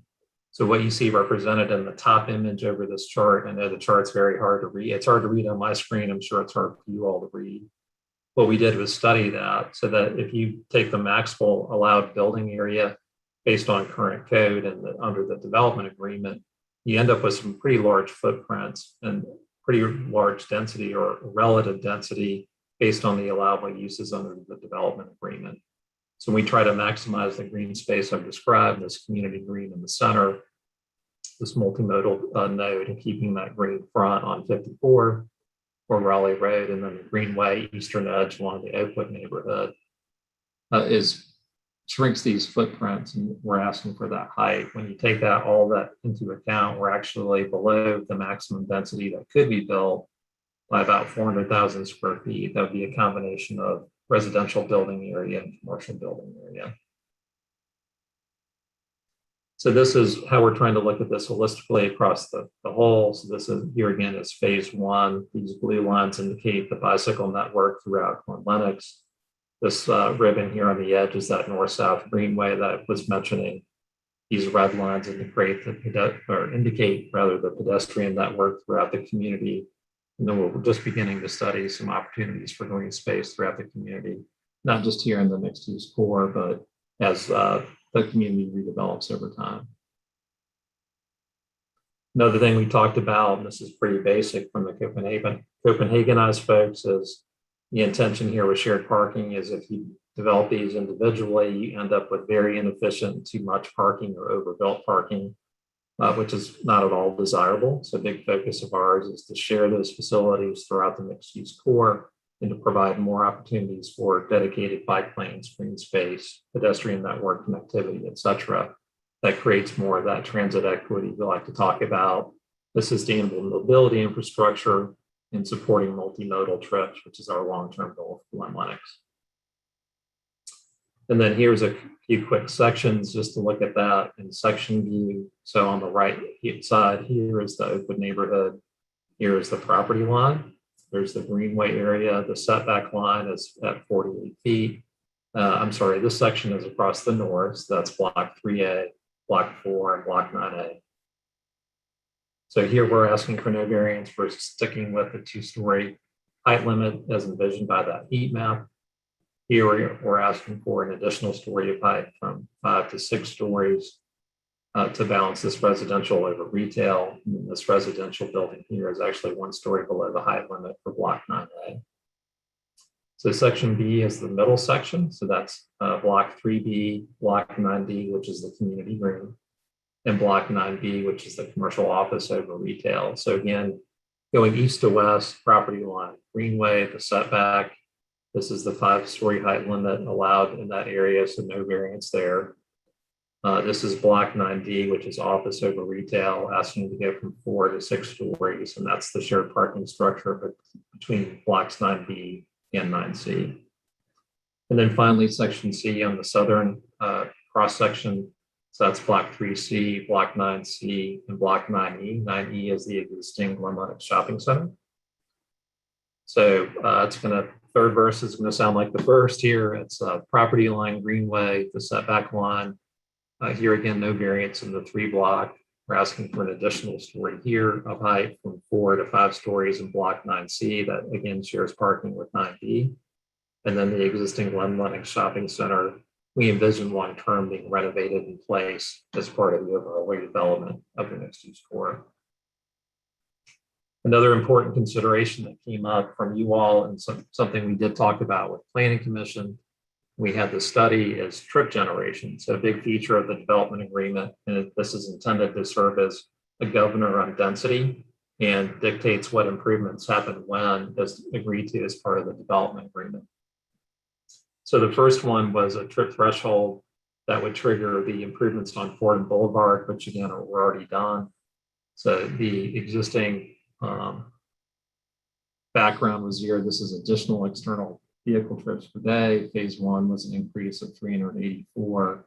The Fordham Boulevard improvement threshold was 5,000 trips a day. We went ahead and did that. It was integral to developing phase 1. And we feel like it was an important infrastructure to get in place. And it's worked out great.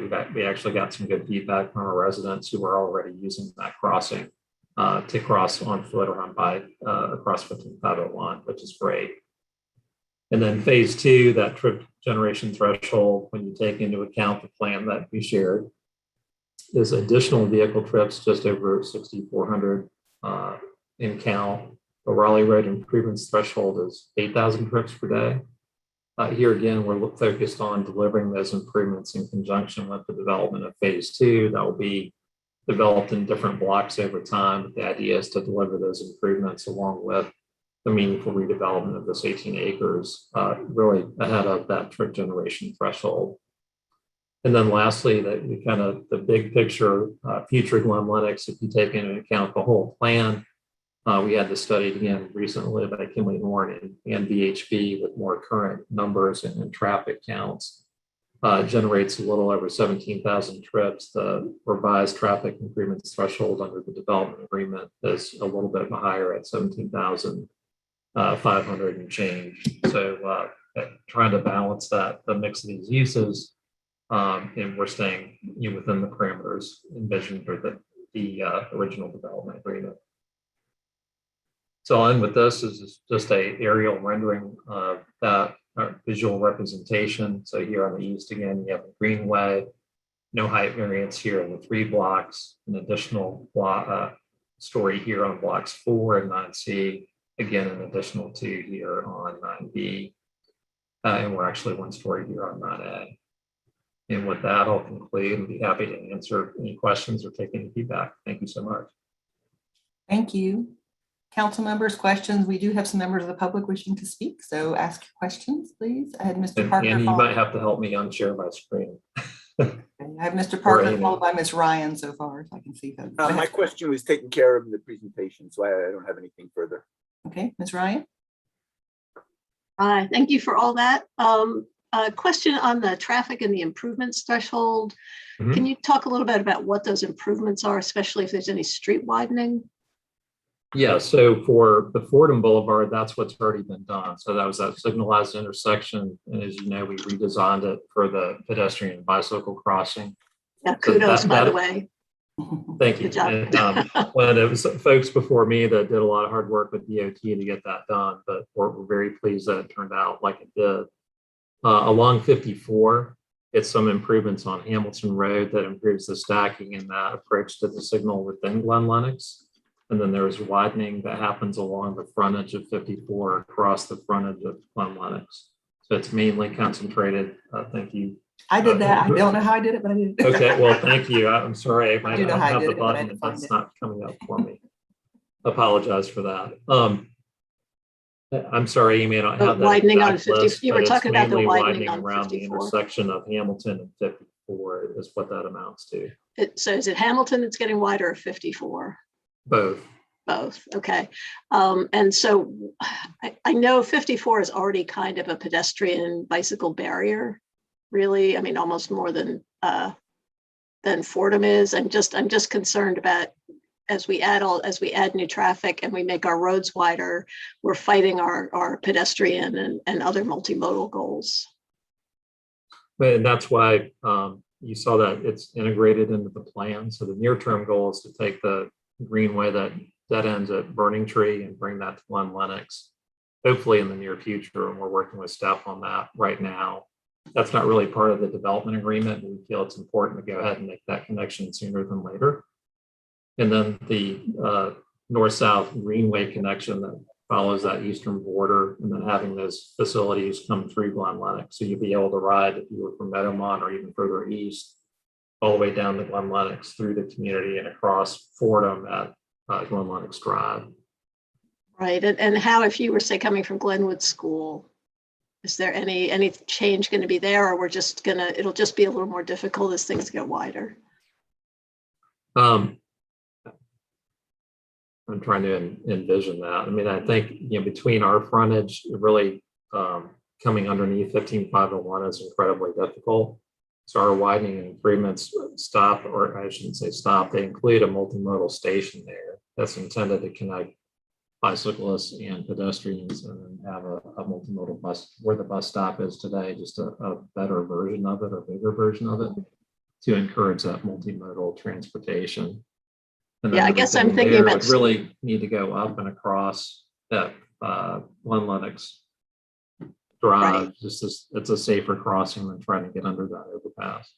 I guess the thing that I'm asking, you don't have to answer this now, but you guys have done such a good job on Fordham. I'd love to see that replicated, say, for somebody who's living at Glen Lennox who wants to go shopping at Fresh Market. Right. So especially, I see what you're saying. Yeah. Especially as you're going to be widening the road, right? So we're to accommodate your density, we're creating something that's antithetical to bike and pedestrian traffic. So, just to think about how that's going to function. Again, I don't expect you to answer that now, but it's an important consideration, Amy, and it's something that would be part of that signalized design. So, it's part of our prescribed list of improvements. So that intersection would need crosswalk improvements to make that pedestrian crossing safe. It's difficult because it's a big road, but there's ways to do it. Yeah, and you seem to be good at talking to DOT, so that's great. Well, fingers crossed. In part of your presentation, you talk about things that you're going to be say 4 stories of office over retail. So that's a total of 5 stories when you say that, or is it a forced, like I have slide 22 of your presentation. I just want to know, is that a total 4-story building or is it a 4+1? I believe that's 4+1. 4+1, okay. So, and is there a net increase in square footage of the buildings? No, and that was, and hopefully I didn't go over it too quickly, but we studied the maximum density allowed by the plan. What we're trading is smaller footprints to maximize green space, bike lanes, double-ended sidewalks, etc. And so that was it's a net loss on true allowable density, but we felt it was important to balance that. So what we're looking to do is balance the height around the mixed-use core enough to make it successful, and then provide, you know, good green space, pedestrian environment, bicycle environment, etc. So it's quite the patchwork of making all that work together. And that was the 400,000 square foot Yes, figure that's you right. were talking about. Okay. All right. That's all I have. Thank you. Okay. Any other questions before we hear from the public? All right, Mr. Parker, would you bring in the people wishing to Sure speak? will. We have Kevin Foy, followed by Molly McConnell. And if anyone else is wishing to speak, please use the raised hand function.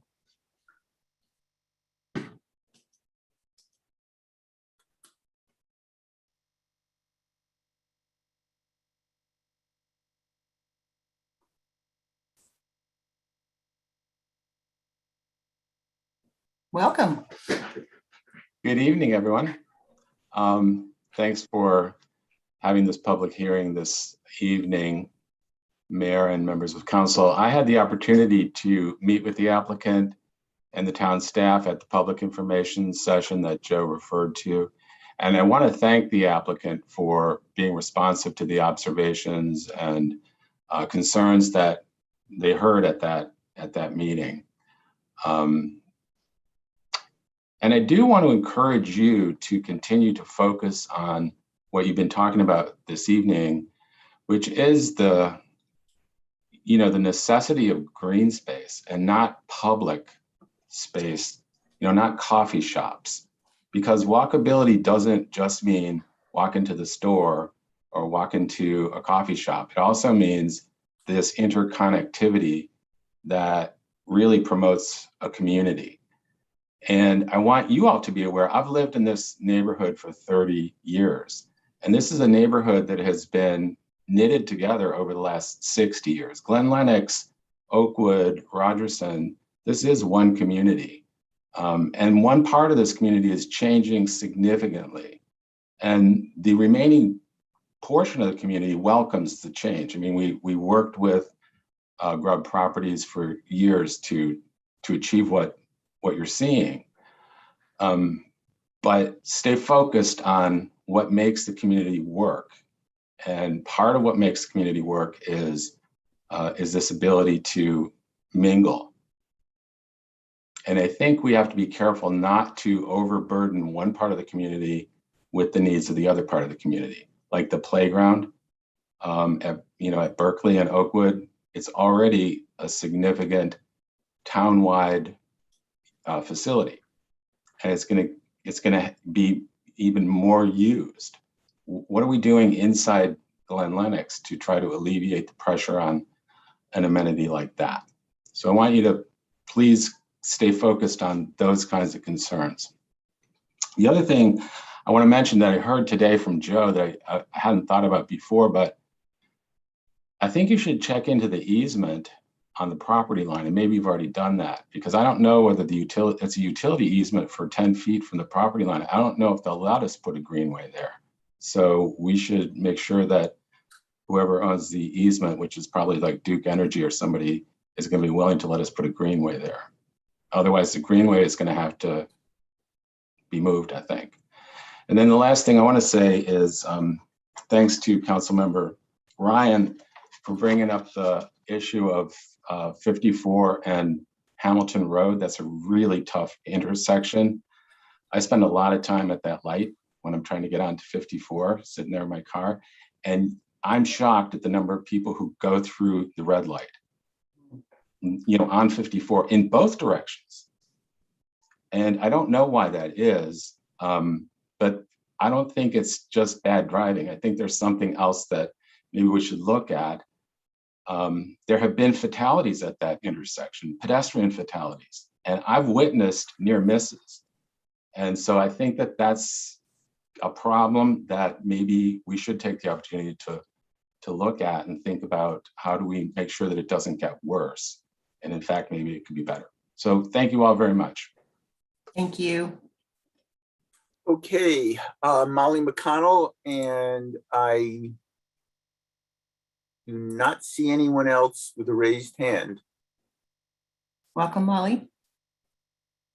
Hello, I'm Molly McConnell, and I am 75, and I have lived in North Carolina all my life, in Chapel Hill since 1970, and in Glen Lennox for 22 years in the apartments. And I shared some of very much the same concerns that Kevin had, and was pleased to be able to share those with Joe and Whitney.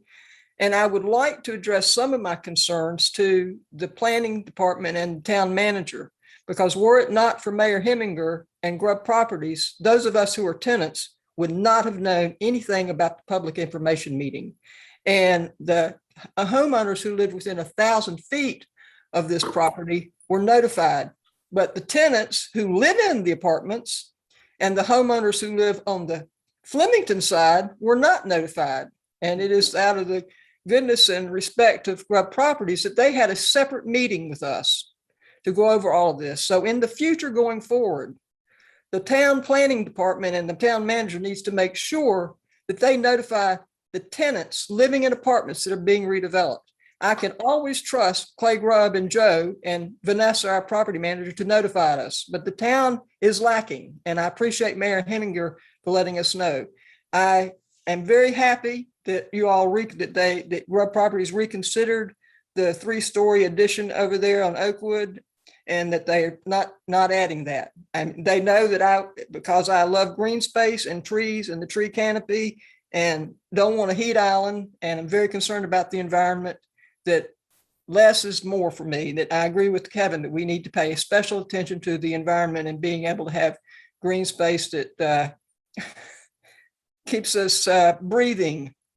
And in terms of that, I also want to add that I want to remind people that Clay Grubb did not put his tenants to the street, and he is not charging market rent to those of us who've lived here 5 years or longer, and he is making it possible for a diversity of people to live in this neighborhood. And had anybody else gotten a hold of this property, we would not be having this discussion now, because they would not be here. It would have just been leveled.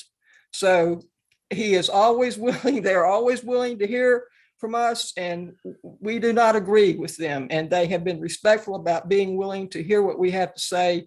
And I appreciate that. And I wish everybody in town were as willing to hear from their tenants and the people who live in properties that are being redeveloped. And so they are taking under advisement what we've had to say. And I'm sure that they will continue to do so. And I encourage the town to make sure they have the same amount of respect for those of us who live here. Thank you. Thank you, Molly. All right, to bring it back to council, I want to first explain that under the development agreement, we had to do some research. We're not required to have more than one public hearing, but it is our normal process in Chapel Hill to have 2 public hearings when a major modification comes forward. I'd like to suggest to council consider that. There's some information that was still needed to be obtained, that we give opportunity for more people to come speak if they wish.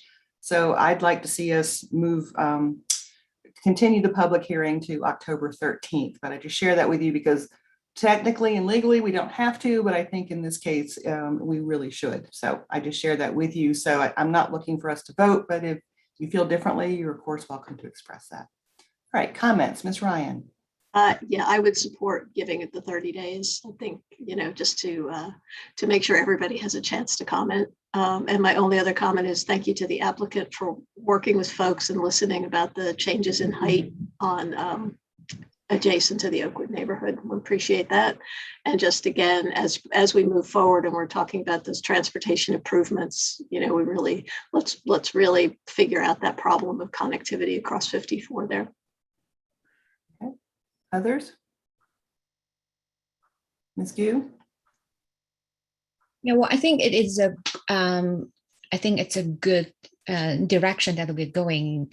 Is we are going to create more green spaces. I think that is the direction we heard both from our larger community and the communities on that particular site. You muted yourself. Okay. Sorry, but we also heard from our planning board. I listened to the video of that conversation. So they talked about there are maybe other possibilities to increase that green spaces or reduce the number of parkings that we're going to include for this project, especially given this original development plan is approved several years ago, and the situations have changed, and we all see the new interest to reduce the car dependence. And I think that is a big theme for the Green Linux development. So that is my inclination, I think, is I agree with the planning board. I'm hoping that we're looking into other opportunities to reduce the number of parking and increase the green spaces. I think it's a very big, major lot, and I'm hoping that it is a great opportunity for us to bring this more green spaces, less driving, and the more multimodal connectivities. I'm hoping that's the like a successful project that we can show that it can be done. Thank you. All right, if there's no other comments, can we have a motion to continue the public hearing to October 13th? So moved. Second. Been moved by Mr. Parker, second by Ms. Anderson. I did forget to throw my comments in there. I'm very pleased that the applicant was willing to listen to the comments from the public and work with them on better outcomes. This was a huge community undertaking togetherness, and I'm really pleased that you were willing to take the comments seriously and figure out a better plan. We're all in favor of more green spaces, but we also want to make sure that neighborhoods are working together with situations, not feeling like they're being overshadowed. Okay, then motion by Mr. Parker, second by Ms. Anderson. Need a roll call vote, please. Mr. Parker? Aye. Ms. Anderson? Aye. Mr. Boincy? Aye. Ms. Gu? Aye. Mr. Nguyen? Aye. Ms. Ryan? Aye. Ms. Stegman? Aye. The mayor says aye as well. We will see you on October 13th. And I would encourage the applicant to reach back out to the your network in the community to tell them about the updated plan in case people want to share anything else, just to make sure they're seeing the most current plan. And we'll figure out how the communication works from our end of the town end as well. So, thank you. All right. Thank you. All right, that brings us to our next item, to open the legislative hearing, Land Use Management Ordinance Text Amendment, Section 3.11, regarding short-term rental standards in the Blue Hill District. Hello, can you guys all hear me? We can hear you. Welcome, Becky. Okay. On two different video and audio are separated here, so I apologize if that's confusing, but I will go ahead and share my screen. Share the presentation.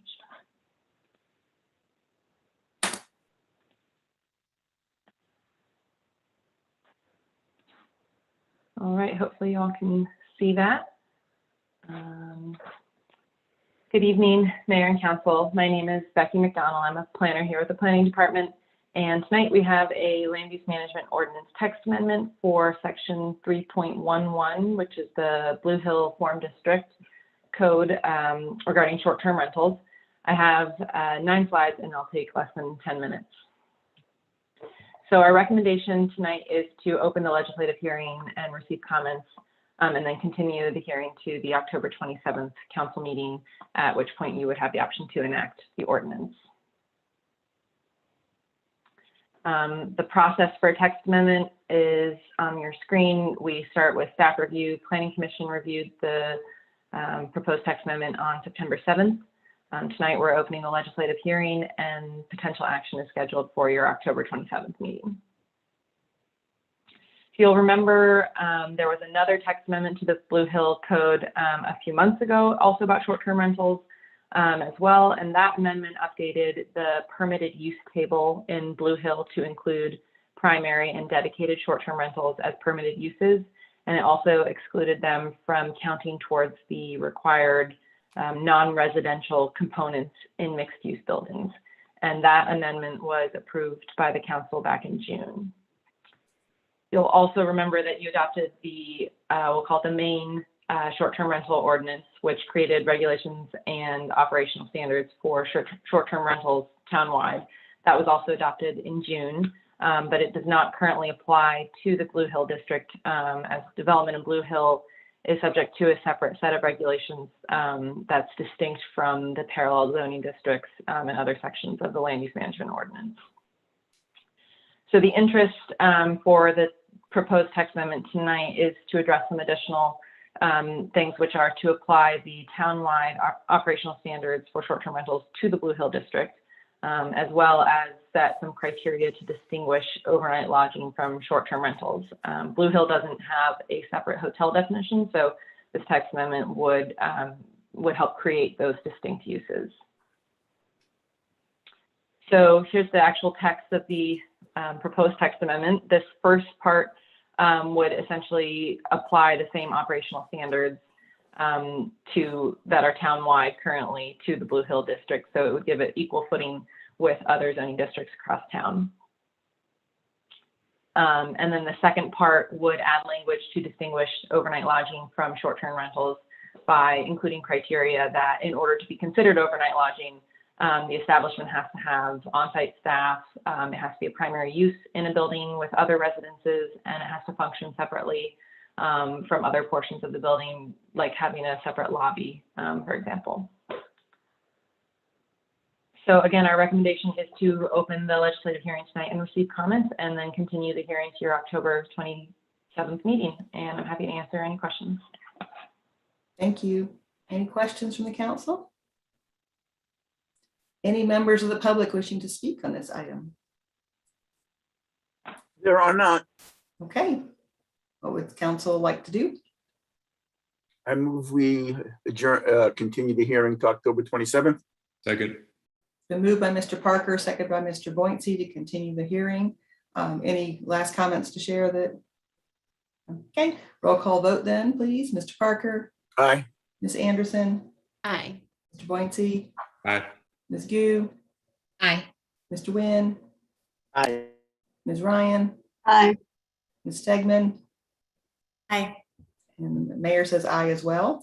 Thank you, Becky. We were looking forward to getting this one in the works, so we appreciate your work on making it happen. All right. That brings us to item number 16. Open the legislative hearing, Land Use Management Ordinance Text Amendment, Section 4.4 Zoning Amendments, 4.5 Special Use Permits, 4.7 Site Plan Reviews, and 4.8 Master Land Use Plans related to time extension periods granted by the town manager. Looks like y'all dug in to find out all the places that this occurred. And my presentation will probably be shorter than the introduction to this. Oh, great. So let me share my screen here with you. Have a very brief presentation, which I'll quickly get through. So as the mayor referred, this is looking at a text amendment to our land use management ordinance regarding the conditional zoning, special use permits, site plans, and master land use plan. The interest is currently the language in there in each of these sections, and that specific language is pulled out in the ordinance, that the town manager may grant a single extension. And our proposal is that we strike the word single and just change it with town manager may grant an extension unless he determines that, paramount consideration of health, safety, and welfare type of considerations. And then it would come back to the council for further approval. This was a request we've heard from council about. You heard several applications over the last, I know, year about extensions to their special use permits or their conditional zonings because things have not moved forward as quickly, and trying to help the council calendar a bit and to give the town manager a little more discretion. And I will tell you, we did bring this, you just saw this slide very similar in Becky's presentation. So I'm going to tell you a little bit different. So this did go to Planning Commission back at the beginning of September.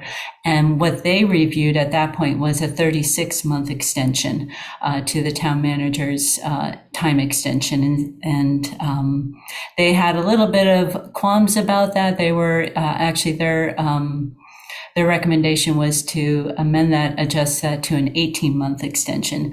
And as we thought about that and talked about it a little bit further, and that's where the idea of striking that word single. So the town manager is restricted. He can, for a special use permit or any of these applications, can grant a single 12-month extension.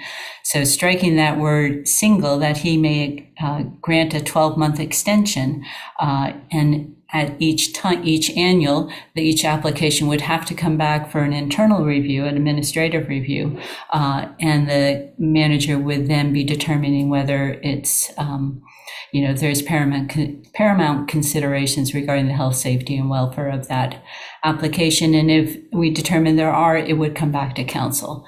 So we're here tonight, opening the public hearing, would come back the October 27th council meeting for tentative action. And that is my presentation, and happy to answer any questions. Thank you. Ms. Ryan? Yeah, I'm sure that Anne has looked at this and it's fine, but the wording "and extension," would that be construed by anybody as it just being one? Good question. And I actually, go ahead, let Anne jump in and see what she says. So I have not been involved much or consulted much on the discussions of this, but I'll be totally candid with you, Councilmember Ryan. My concern is a little bit the same as yours on this one. I'm not sure that I understood the intent of it in the way that Judy is describing. And so, but I do think that we can work on that wording to make it clearer that this means An extension or extensions. Yeah. Right. Yeah. Extension or extensions, and that language can be tweaked between now and your approval of this. If I may interject as well, to the extent that this says he, I would say that we correct that to the manager, as we have been doing throughout this process. But thank you. I'll absolutely work with Judy to see if we can make that clearer. Thank you. Other questions? Okay. Anyone from the public wishing to speak on this item? Oh. That was quick. Okay. Any comments as we come back? Okay. I move we continue the public hearing to October 27th. Second.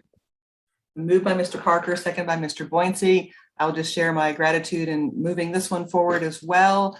It seemed to have gotten bogged down when it has to go back through the entire process again. So in order to help things that have already been approved move along, and with all the construction in our community in the region and all the supply chain issues, we're seeing delay after delay on some of these things. So appreciate the efficiency of this. All right, roll call vote, please. Mr. Parker. Aye. Ms. Anderson. Aye. Mr. Boyncy. Aye. Ms. Gu. Aye.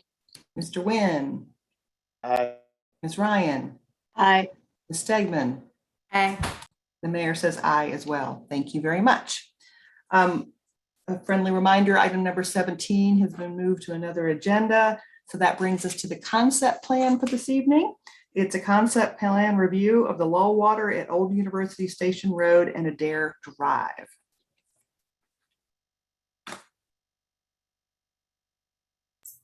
I'm going to give you a brief overview and then turn it over to the applicant. So thank you. Just a sec.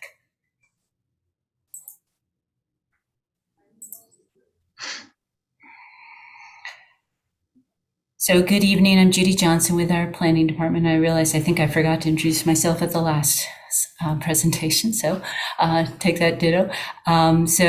This is an application for a concept plan. It's a difficult piece of property to know it's there if you're not familiar. It has very little street frontage, but I think the council is knowledgeable about this property. I know we've done some town projects or review of this property over the past year. So if you notice, to the left of the yellow dot is Martin Luther King, to the south is Weaver Dairy Road. It's bordered on the north by I-40. Here is the Chapel Hill North, the Harris Teeter Shopping Center, the Chapel Hill North Apartments. This is the property here. It's kind of a horseshoe type of property that surrounds behind, butting up to the western edge of Carrollwoods. Little street frontage, has a little leg that comes out to Weaver Dairy Road here. It ends at the end of Old University Station Road. It's approximately about 40 acres, and this proposal is for the western half of that. So they're looking at about a 20-acre piece of property on that western piece. So our recommendation tonight is adopt the resolution, and this would transmit the comments to the applicant. And again, just to remind you on concept plans, we've shared this slide with you many times. I'm not going to read the whole thing, but just want to state that there is no decision. This is a feedback only agenda item tonight. Concept plans, they do, from this point forward, there's typically a path of 3 choices: a special use permit, conditional zoning, or a development agreement. I believe in some early conversations with the applicant, they will probably be pursuing a conditional zoning, but we have encouraged them, if they seek something different, to speak with you about that this evening. Brief project summary. I'm not going to get into this in detail because I know the applicant will share much further information. So this is looking at, basically I-40 is kind of at my back if I were flying over it. So I'm looking towards the southeast. And there's basically 2 phases to this. Phase A is on the western half, and it's about 270 units. And phase B is a little bit further east, and that's about 40 townhomes and some larger flats. The existing zoning there is a mixed-use office institutional 1. They're proposing up to about 310 units and approximately 475 parking spaces. It has gone through review by our advisory boards and as well as our urban designer. I've just tried to summarize some high-level comments here. I'm not going to go through them. These comments are in your packet, but just want to just flag that this did go through our Stormwater Utility Management Advisory Board, a new step in our concept plan process. And so it has been reviewed by these 3 boards as well as the town's urban designer, and you can find those comments. Just want to briefly touch on some evaluation that we have done. The town planning staff is that this is within one of our future focus areas, the North Martin Luther King Jr. Boulevard. You can see where that D is on the site. It's just the property is just to the northeast of that, or northwest of that, sorry. In that area, multifamily residential is listed as a primary land use, and no specific features for transitional areas, or in the typical height in this section would be a 4 to 6 story. We looked at the mobility report, our mobility plan, and it does show a couple of greenways. You can see there's the dotted green line, which is a greenway or proposed greenway along I-40, and then a greenway cutting through about halfway through the site. Also want to point out that this site is located about a quarter of a mile from the proposed bus rapid transit along Martin Luther King. So we are encouraging continual or additional conversation with our transit staff just to make that connection. And that concludes my presentation, and happy to answer any questions. If not, we can turn it over to, I believe, Dan Jewell it will be presenting for the applicant. Okay, so let's hold questions so the applicant's gone through and see what gets answered. Thank you. Great. Thanks so much, Judy. Mayor, members of the council, I'm Dan Jewell with CJT. Our design and development team here this evening is eagerly awaiting the comments that you'll give us tonight. Wendy Ramsden in my office, who you all know, will be driving the presentation as I chat along a little bit. Judy covered a lot of these points already. I would clarify a few of them. So again, thanks for the opportunity this evening. Next slide, Wendy. I think many of you know the character of this site. Here's a few photos over the next couple of images. The southern portion of the property is really defined by this really large power line easement running through there, and that's pretty much what it looks like east to west. The lower right photo shows what it looks like adjacent to Adair Drive, looking back toward Martin Luther King Jr. Boulevard in the distance. Wendy. The old University Station Road travels to the site from Weaver Dairy Road. This is what it looks like. There are medical office buildings on the western side. And this is what the end of Old University Station Road looks like to the right, with a sidewalk peeling off and into the power lines. Directly adjacent to the site on the west are apartments on Adair Drive that were done as part of the Chapel Hill North master plan. And Adair Drive does sort of dead end into the site. So that view looks into the property from the west. Interstate 40 defines the northern boundary of the property. This is what it looks like, at least in the summer. Mostly hardwoods, but some pines in there as well. And to the right is just an image of what the site looks like where it's not dominated by the cleared power line easement. I think one of the most important things about this site, Judy touched on it a little bit, is just the proximity to a lot of goods and services and public transportation, all within a good quarter to a half mile walking distance. Also, just to be clear, I think Judy mentioned this, this is part of a roughly 40-acre site, which stretches all along Interstate 40 with that eastern end over at Carroll Woods. And there's also an additional little flagpole that comes out to Weaver Dairy Road right there. This is the western end, roughly the 20 western acres that we are looking at right now. The important thing here is we actually have 2 grocery stores within walking distance. We have medical and dental offices. We have drugstore. We have a multitude of restaurants, retail shops, a daycare just to the south off of Westminster, and probably most importantly, we already have good greenway connectivity to the west, which we will connect to. I'll talk about that in a second. And 2 transit lines at least. We have a transit line on Weaver Dairy Road to the south, and we have a transit line, and we're all hoping our future BRT line going north-south on Martin Luther King Jr. Boulevard to the west. So really good connectivity, and we want to make sure that we have sidewalks and trails connecting to all of that. Wendy? The site had a subdivision approved on it back about 30 years ago. I believe if any of you remember the name JP Goforth had a subdivision approved on this many years ago for single family homes. One, I can't imagine anybody wanting to live in a single family home between Vilcom and especially up against I-40, but there you go. But the site has been undeveloped since then, and it has quite a few challenges to it, not the least of which along the southern edge in pink is that huge power line easement that run east to west. It actually overlaps to the Vilcom property to the south. There's a public road right-of-way that's dedicated but not built. That's the brown that goes east-west through the site.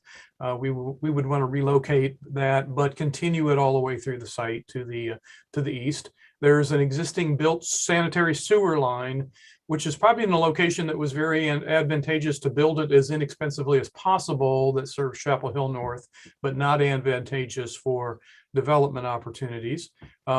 We have a large amount of resource conservation district in the middle of this parcel, and those are intermittent stream, or excuse me, perennial streams, which means the resource conservation district is 150 feet on either side. So that's a substantial amount of acreage there. We also have the 100-foot buffer that the town desires to have along Interstate 40, and not necessarily shown on this plan, but if any of you have been out there, you know it actually starts dropping off and sloping all the way to the north to Interstate 40. So it's got a fairly good side slope to it. Next slide, please, Wendy. I won't belabor this. Judy showed it, but this is the this area that was you approved back in December with the future land use map upgrades, and it does call as one of the primary uses multifamily residential, 4 to 6 stories, and interesting also some parks, gathering, and green space, which I will touch on in just a second. Next, Wendy. I think you all are aware of the exercise that the Brian Peterson and Dwight Bassett went through last year to look at master planning this property, the entirety of this 40 acres, along with the Ireland property to the south, which is partially where Lakeview Mobile Home Park is. This is the master plan that Brian did, and you can see what it shows. It shows multifamily apartments in the area of this parcel, along with some townhomes. It shows a common space, a town green. It actually shows the retail and office that was shown on the updated flume on the Ireland property to the south, not this one. It shows the east-west road going through. It shows a greenway trail connecting all the way through the site. And I think one of the important elements, though, to think about in here is this was done prior to the town stormwater division actually doing a stream delineation out there, which defined where the streams actually are. So a good bit of the property shown on this plan is actually not developable. Wendy, next plan. So this is our current site plan proposal.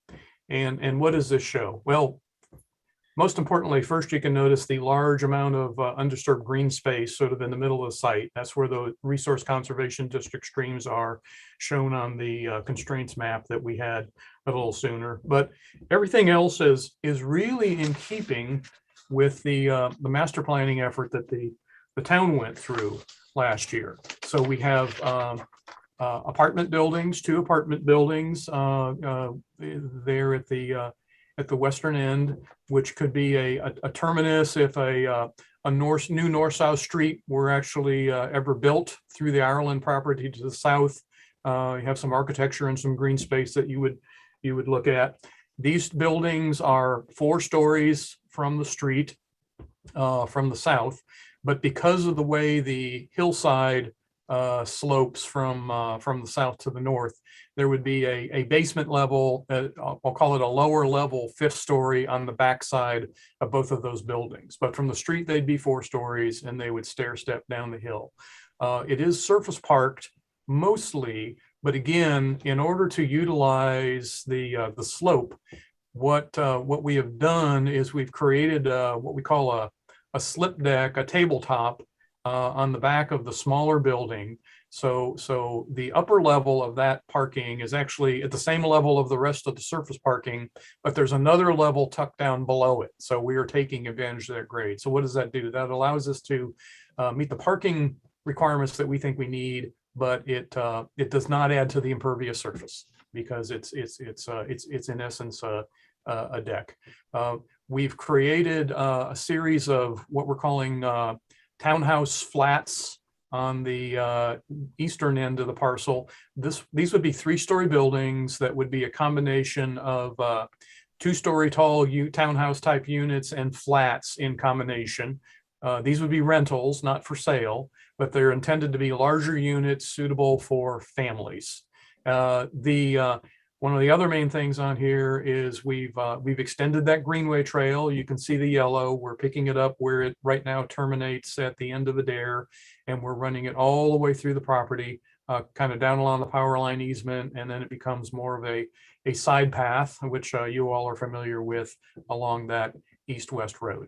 We'd like to incorporate some traffic calming into this east-west road, and we're doing that through a combination of on-street parallel parking near the buildings. It provides additional parking. It provides some traffic calming just because of the visual interest and friction that's going on. And we're also proposing right now to put in some textured, colored intersection crossings, so that pavement would be another thing that would not only add interest but slow down cars as they're traveling along. The power lines themselves, we can't build buildings under them, unfortunately. I know some of the master planning efforts that Brian did earlier proposed perhaps some parking underneath there. Well, we don't need that, and we think it'd be much more suitable for some community open space. So we can see some big play fields underneath there in the center. We've thought about some maybe community gardens over there on the west end. You know, the Hope Gardens were so popular on the 2200 Homestead project. They're relocating it. We thought this would be another opportunity for that. And one of the ideas that Brian Peterson came up with when we met him is where you enter the property, both at Old University Station and Adair, there at the southwest corner. He had the idea of creating a community gathering space there, a little more organized. We'll call it an urban plaza. So a grove of trees, some paving underneath, a place for it could be programmed, people to hang out, but also to add a lot more visual interest as you enter from the south and west into the property. He also encouraged us, originally the larger apartment building actually had the long elevation on the street side. He encouraged us to break that up and reverse it so that now we have a series of peninsulas coming out to the street with green space and amenity space in between to make it look like a much smaller building than it actually is. And I think it's important also to note that with this layout and with all the RCD, we are preserving at least 30% of the site in natural tree coverage. It's going untouched. Wendy, next slide. Judy showed one of these. We'll just roll through quickly. These are not designs. They're not rendered. They're simply just SketchUp massing models to show what this would look like on the property. This would be if you're on the south, looking up toward I-40. Next, Wendy.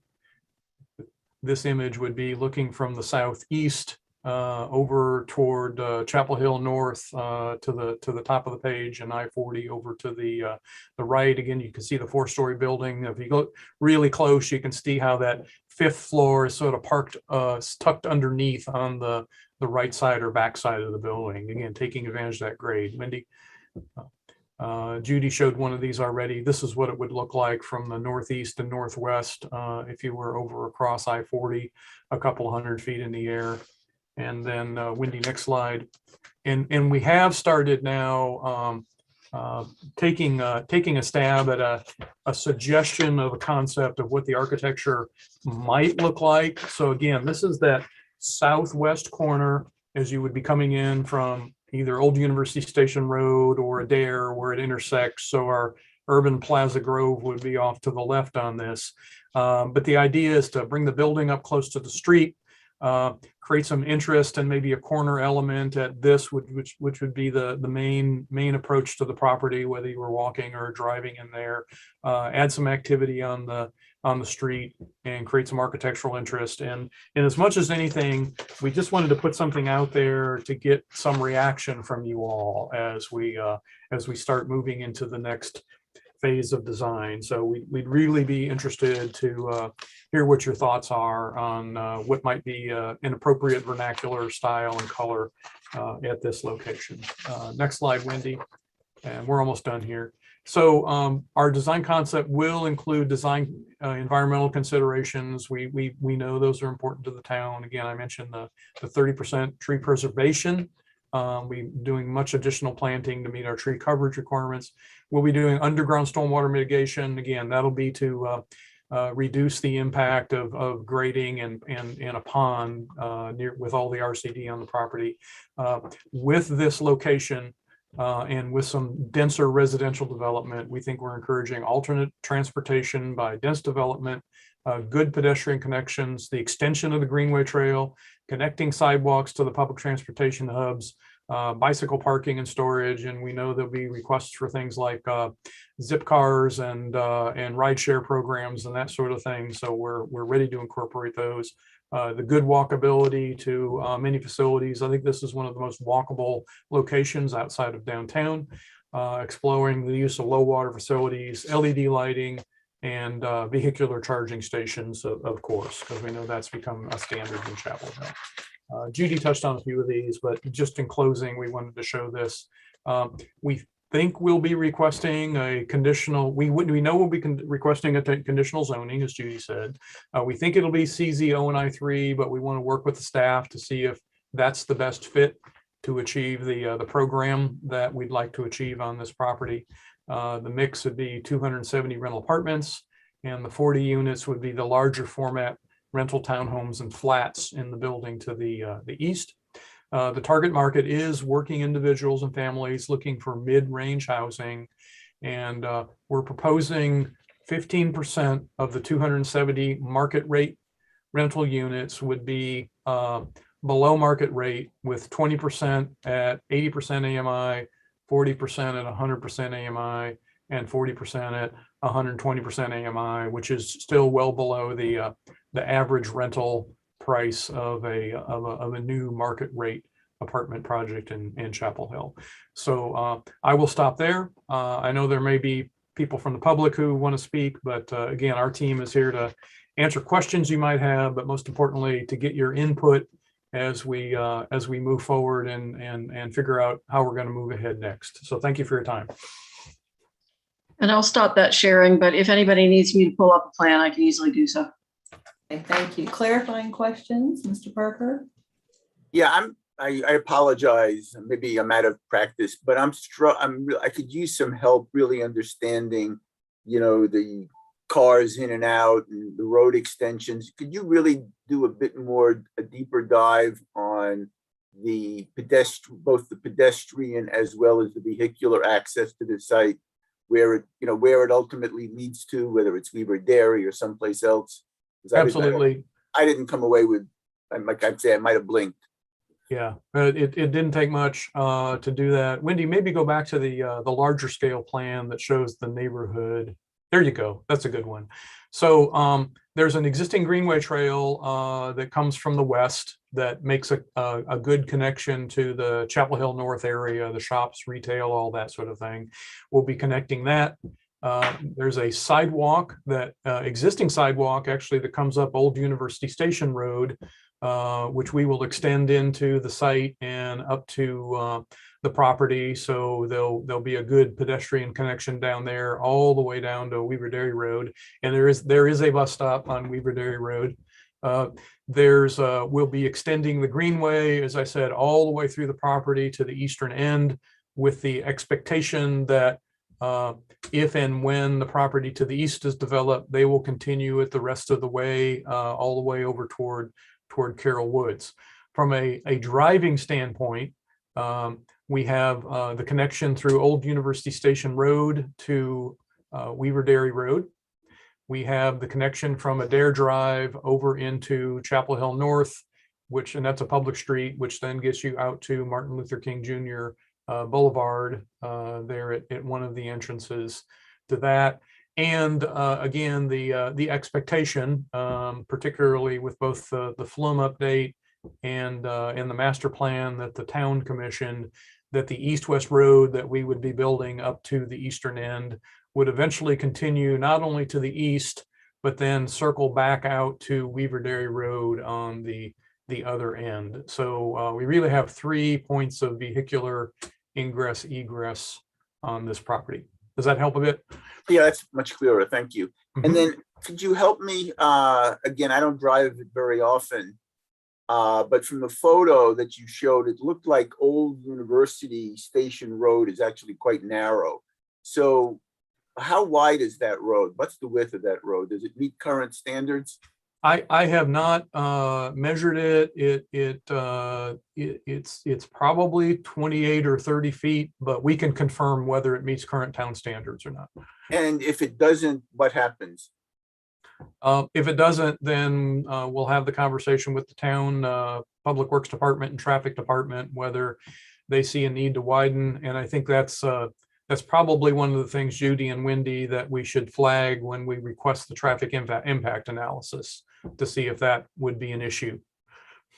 And then two other questions. One is how many spaces of the total, I think you're proposing 475 spaces, how many would be below ground, underneath the tabletop deck, and how many spaces would be actually visible at the surface? Right. Of all of those spaces, Wendy, correct me if I'm wrong, but I believe about a quarter to a third of them would be in that lower level. There's actually 125 spaces in the lower level of the deck. That's almost, Okay. that's about, a little bit less than a third, almost exactly a quarter. And then lastly, I'll comment on your affordable housing proposal later, but you only showed 15% of the 270 and you ignored any percentage of affordable for the 40. Why was that? Well, I wouldn't say we ignored it. It's just that's our current proposal. So we're looking forward to hearing what you have to say on that. I bet you are. Okay, thank you. Are there clarifying questions before we hear from the public? All right, will you bring our public in if you're wishing to speak? We had a couple of people sign up ahead of time, but you can use the raise your hand function. And we do want to hear from you. And again, we ask you to stay within the 3-minute limit, please. Yeah, I actually don't have anybody signed up in advance, but Julie McClintock did put something in the chat room that she wishes to speak. Yes, thank you. And now I see another, okay, that's Julie's hand that is raised, yes. We know you're here, Julie. And Mr. Beasley's raised his hand now too. Okay. Welcome. You're muted. Thank you for moving the meeting along so that I can go a reasonable hour to comment, I must say. So a couple things. It's hard for me to keep up with the silver-tongued Dan Jewell, but I'm going to try. We've been looking at development of this area for some time, and the council's discussed it. And actually, it wasn't a master plan that was approved for this area. I think that after several long discussions and public input from the neighbors, you kind of all decided that the land was really difficult to work with. And plus it didn't meet, the current proposals really didn't meet the goals that the council had to begin with. So let me just refresh your memory. A couple of the goals you had about looking at this area was, where are the affordable rentals for manufactured home residents? That was one of the impetuses for studying this area. Where are the missing middle townhomes and condos? And where is the mix of uses?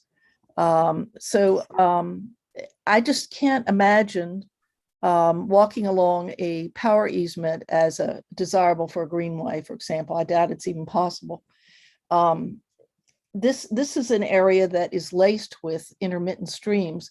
And Mr. Jewell does acknowledge that the urban designer tends to go in and design things without finding out what's on the land. And I hope that the council will correct that. I think one of the most bothersome aspects of this concept is the continued putting pretty high density residential, and this is even more dense than before, so near to I-40. Particulate fine is a dangerous air pollutant. It gets deep into one's lungs. So why do we put housing next to highways? It doesn't make sense. The noise is also a health aspect too. People don't want to live next to noisy highways. So I don't know how the Owasso main is dealt with. That came up before, but there's a Owasso main built right in the middle of this property because people thought it would never be built on. And it would be enormously expensive to move it. And nobody's talked to Owasso. So, and who would pay? I think it would be really important for the council to wrestle with the adjacent mobile home park before it's considering any development of this problematic land. And I think that there are better uses for it. So bottom line, after a lot of discussion and input from residents over a year or two period, the council committee decided not to adopt a plan for this area. And we would like you to discourage this developer at this point. Thank you. Thank you. Thank you, Ms. McClintock. Next, we have Robert Beasley. Hi, can you hear me? We can hear you. Great. So thank you very much for giving me the time to talk. Just looking at the developer's proposal, you know, it doesn't address any of the housing priorities in Chapel Hill.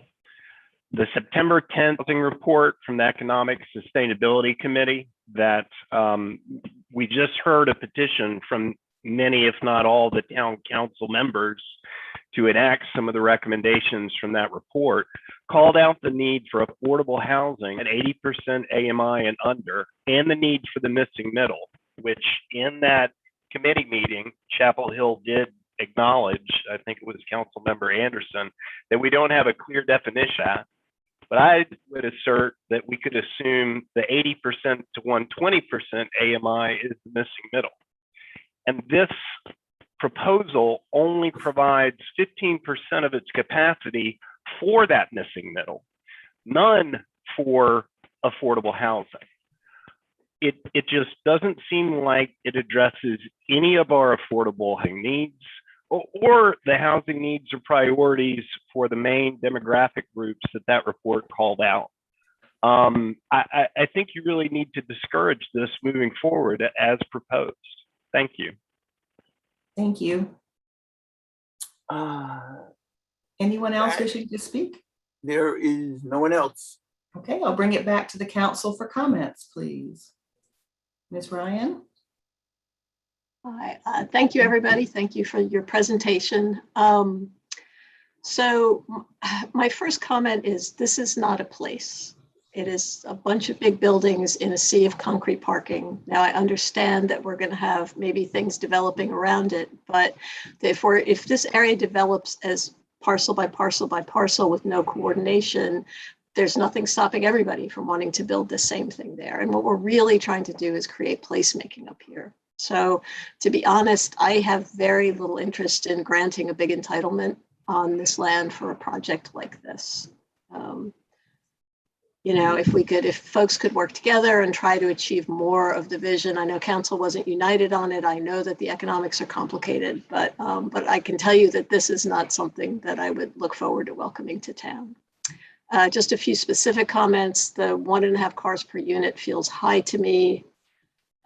If you're going to have a greenway, I would, and with all the space that you've got here, I would rather it not be in front of a townhome sidewalk. Community gardens and play spaces in a Duke Power easement where they spray herbicides, I think is a no-go. So I would send this one back to the drawing board. Thank you.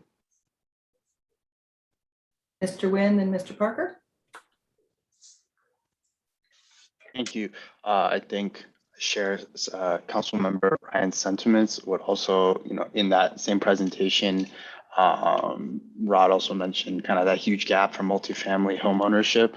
So any exploration around condos, as we've heard, would be great. I definitely don't think the affordable component is really what we're looking for. And I agree with the comment that we really do need to address the mobile home community that is adjacent to this property before we really kind of move forward with any vision for this area. Okay, Mr. Parker, then Mr. Boynton. Yeah, I have to mostly agree with almost everything that's been said. There's not a whole hell of a lot to like with this proposed project. I think it's, you know, a sea of, you know, big buildings surrounded by a sea of parking. I get the economics, but it makes for, you know, a fairly unattractive place, if one calls it a place. I think as, you know, you probably can guess the affordable housing proposal is wholly inadequate and not even worth discussing. I mean, you know what, I don't know about the developer, but Mr. Jewell knows what the town looks for. I mean, Mr. Jewell knows the conversations that were held around the aura, and this isn't even in the same ballpark. So I think, I am concerned about egress. I think, the main egress looks to be through Old University Station Road, which is, again, at least from the pictures, doesn't look adequate to meet the needs of that project. Trying to run traffic through Adair into the Chapel Hill North development. I mean, it's just bad. I mean, it's just not good for pedestrians and it's horrible for cars. I also, there's a proposed I-40 Greenway, which in and of itself is may be worth rethinking. But your plan, the applicant's plans make no accommodation for that, so that they basically just ignored that one. Yeah, I think it just really fails at a number of levels. There's no place there. Yeah, I think this one, needs an awful lot of work. Mr. Boynton, then Ms. Good. Yeah, but I agree with what my council colleagues have said, so I'll try not to repeat too much. I will say the street layout, I understand the site is challenging, that there are a lot of constraints, but the street layout just doesn't seem like the safest feature of the project. I understand some of the things that you mentioned, Mr. Jewell, about having parallel parking, having some kind of speed mitigation, but even still, it doesn't seem like a great kind of naturally safe layout with it being straight across. I will speak more on the affordable housing component of things. I do think that there's a pretty large shortcoming of this project in that regard. I know the Housing Advisory Board had a number of recommendations.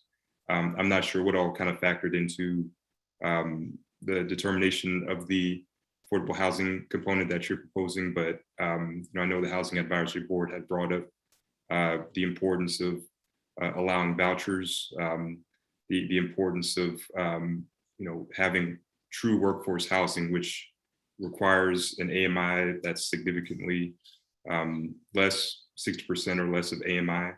And then as well as, having housing for households earning 50 to 60% AMI. I mean, we're looking for much more in the affordable housing realm. And unfortunately, this project does not meet those. But I'll stop there. Thank you. Ms. Gu, then Ms. Stegman.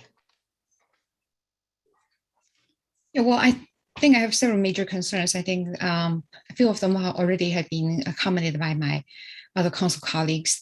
I think the biggest one, of course, is the manufactured mobile home park that's close by. I think this project, I mean, before we even discuss what exactly the project is going to be, I think this, by its location, it's going to have significant impact on that community. And we all know that community is the most vulnerable one. And every time we had that conversation, it's always very intense emotions involved. And I think that we cannot just ignore that what's the impact this project is going to have on that community. It's just almost like talk about this project as if that community doesn't exist. I think it's not. It's a no-go with me. I think I have to see that how is that going to impact that community, whether or not we're going to bring housing solutions for that most vulnerable community. So that's the most important comments I have. And the second, I think, I hear Dan talk about connectivity, walkability, and all that, but it's almost like there's no connection with the reality. Well, I walked that site multiple times. This is extremely challenging site. I just cannot envision that. How is that going to be the ones that you talk about the greenway and the connectivity and mobility? it's extremely challenging with regard to, like you talked about, the slope, very deep slope to the I-40, very loud. And the side is you almost like you can walk a few steps and you're going to step into a puddle or something. It's a very, very challenging side. So I do not see that how's it going to work. From what you just talked about, I just feel like it's disconnected with the reality. What kind of plan do you have to actually make that site livable? Or especially, well, even if you're going to propose it for affordable housing, I'm concerned with the living conditions for the residents in that site. So I just do not see that how this project is going to work. And I think there are a lot of questions.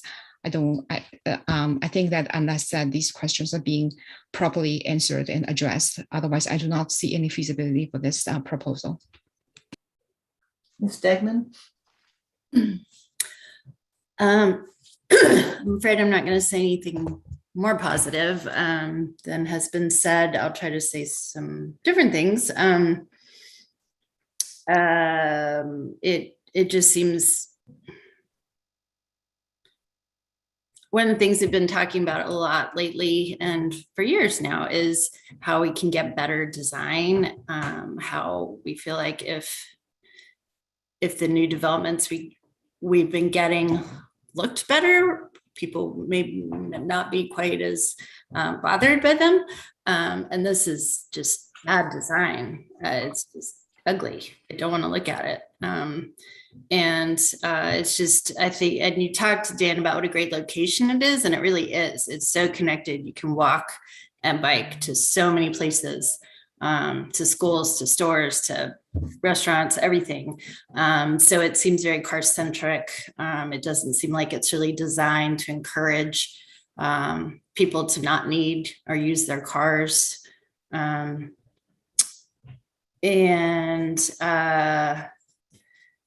The petition, one of the petitions we brought forward this earlier in the meeting was about affordable rentals and asking staff to redefine our affordable rental definition. As my colleagues have said, 80 to 100% is not affordable when you're talking about renting. 60 and below is really what I think our working definition needs to be.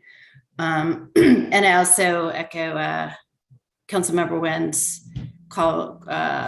request for at least some ownership options. And there's more details, but I don't think it's worth getting into things like bike storage. But that's a level of detail we're not really at yet. So yeah, it's just not very exciting to me. Okay. I'll finish up with my comments and then we can see if there's any wrap up here. Agree with a lot of the comments that have been said already. I will say after the report, we are definitely looking for more home ownership possibilities with condos and townhomes. We're looking for that middle housing, middle income and affordable housing component, but the sense of place is not where not feeling it yet either. I'm concerned about egress to and from that property as well. I'm concerned about the amount of impervious surface it's with this huge surface parking area spaces as well. And the greenway needs to be a greenway. It needs not to be a sidewalk. We need to have a real greenway through here. And I agree, you can't really put gardens and stuff under the utility easements when they're spraying and cutting and doing. There are some things you can work up next to it and not have that. But I'm not going to repeat all the other comments other than I think you need to go back and rethink what's going on here. So Ms. Anderson had something, she's listening, but she's dealing with a child situation, but she had similar comments to share.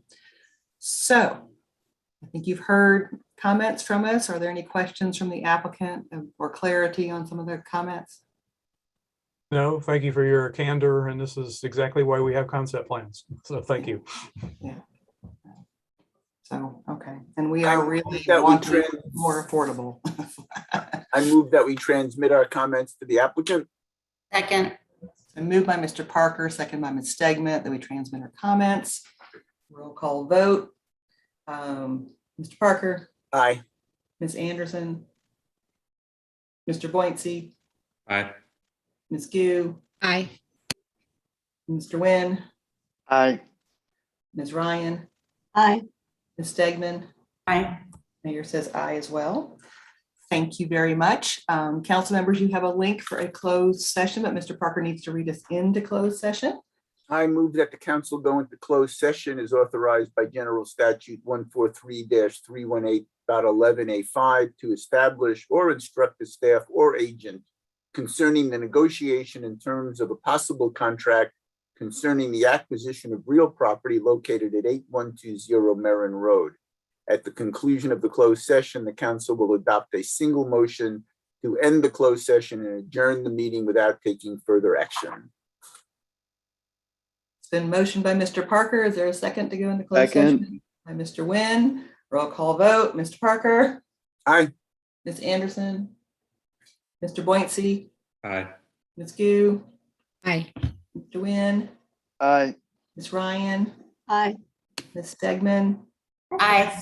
Mayor says aye as well. I have to be the last one to leave this one, so see you in the other meeting room. This particular meeting is adjourned. Thank you.